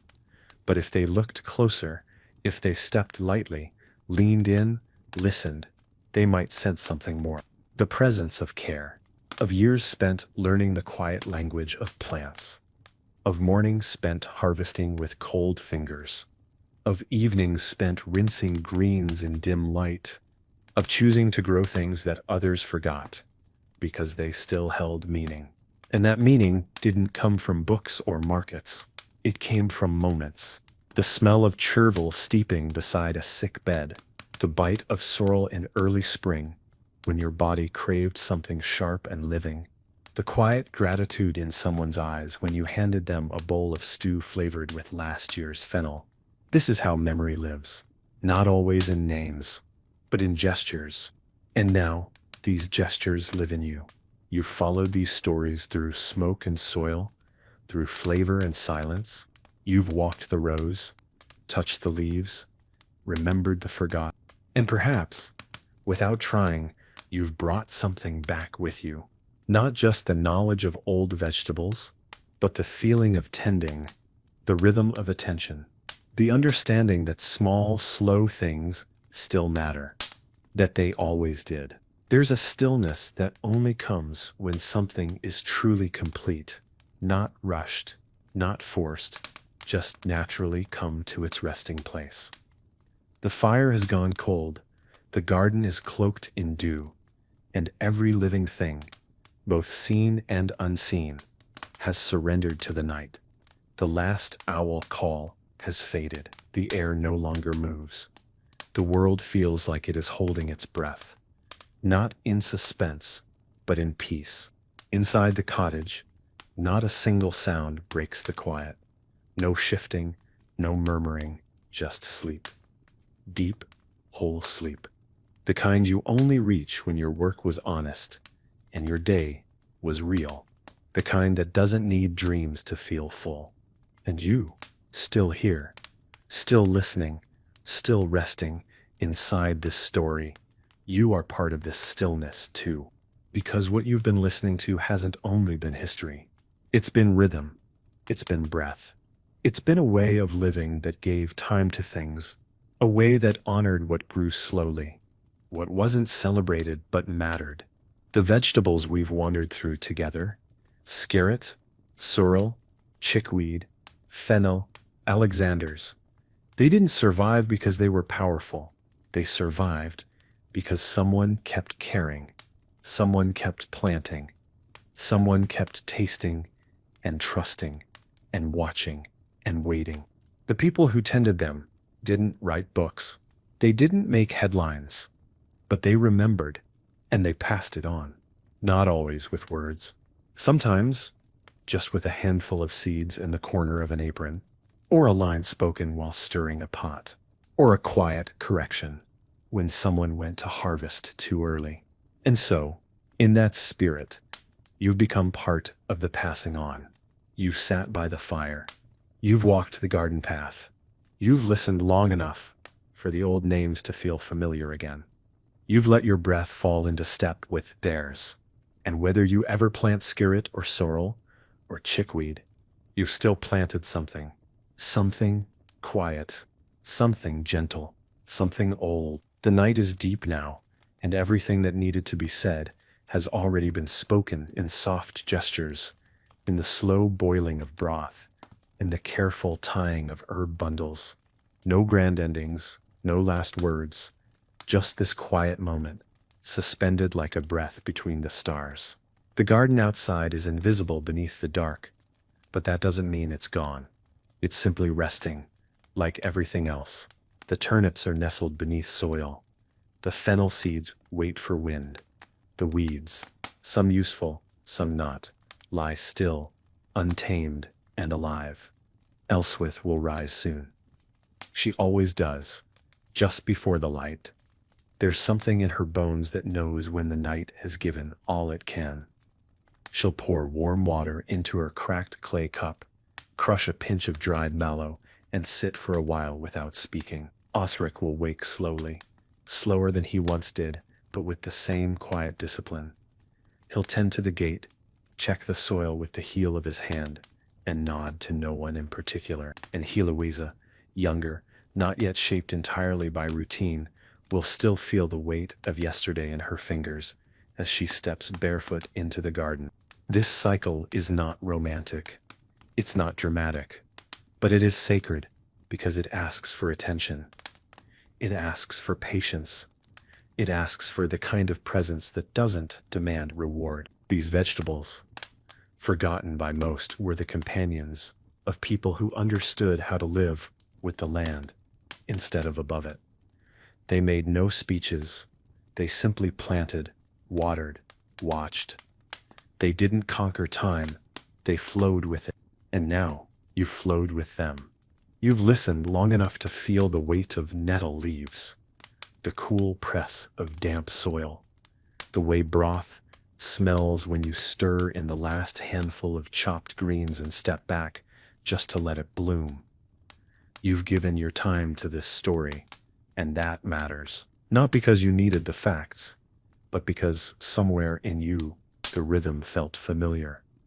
And maybe, without realizing it, you needed to be reminded that slow is not wasteful, that quiet is not empty, that old things, forgotten things, still hold life. There is peace in this, the kind that comes not from solving, but from staying. So stay with it a moment longer. Let it settle in your chest like warmth from a hearth long tended. Let it root itself somewhere beneath your thoughts. Let it be enough to simply know the names, to feel the garden resting, to feel your own breath finally match its pace. The cottage holds the night like a bowl holds water, quiet still, without spilling a drop. The walls, the rafters, the worn floorboards creak softly as they breathe in the dark. Everything inside is exactly where it should be. Not perfect, not untouched, but whole in its own way. And outside, beyond the shuttered windows, the garden waits without asking for attention. The skirt unseen beneath the earth thickens quietly. The chickweed spreads, unnoticed but steady. The wind carries the scent of thyme and old smoke, and somewhere a fox steps softly through the grass, as if it knows this place is not to be disturbed. There's something tender about the quiet here. It's not silence that presses in. It's silence that wraps around, like a hand on the back, like someone sitting beside you, saying nothing, but staying anyway. That's what this entire way of life was built on, staying through long winters, through bad seasons, through days when nothing grew and the pantry was nearly bare. People stayed, they made do, they adapted, and they passed that knowledge on, not with pride, but with purpose. Not everything survived, of course. Some plants disappeared completely. Some names were lost. Some methods fell out of use, swept away by faster ways, easier food, louder noise. But some things held. A few seeds passed hand to hand. A few stories whispered while hanging herbs to dry. A few memories tied with string and tucked into drawers, forgotten until someone like you stumbles across them and chooses to listen. That's what matters now. Not whether you plant sorrel or simmer parsnips, but whether you remember why it mattered, whether you understand what it meant to pull food from the ground with your own hands, to feed someone using nothing but a little broth and a little hope to choose. Even in hardship, to care, because care, in the end, is what this was all about. The care to notice, to wait, to trust, to offer what you had, even if it wasn't much. So maybe you'll carry that forward. Maybe you'll remember the names, or maybe just the feeling, the softness, the pace, the understanding that small things, especially small, quiet, living things, can outlast nearly anything if someone chooses to keep tending them. And maybe that someone, tonight, is you. The night is almost ready to turn. There's a softness to the dark now, a loosening, as if even the stars are beginning to exhale. The garden is still quiet, but it's no longer asleep. It's listening. The kind of listening that comes before waking. Roots hold firm. Leaves lie still, but there's a hum beneath it all, like a breath being drawn slowly before the first light spills across the fields. This is the hour when everything prepares, without rushing, when the world remembers how to begin again. Inside, the cottage holds its breath with the same quiet reverence. Elswith, Osric, and Heloisa remain wrapped in sleep. There is nothing to do yet. The tools rest, the herbs hang heavy with scent.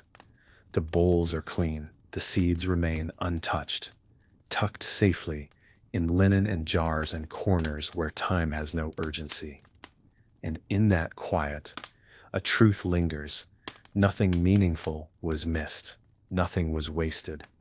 Every small act of care, every stir of the pot, every weed left standing, carried weight.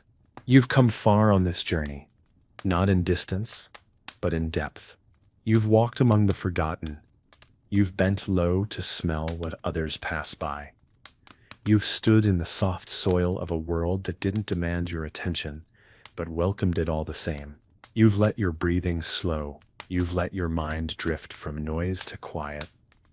You've chosen to listen long enough for something old to bloom again. And in doing so, you've taken part in something older than history.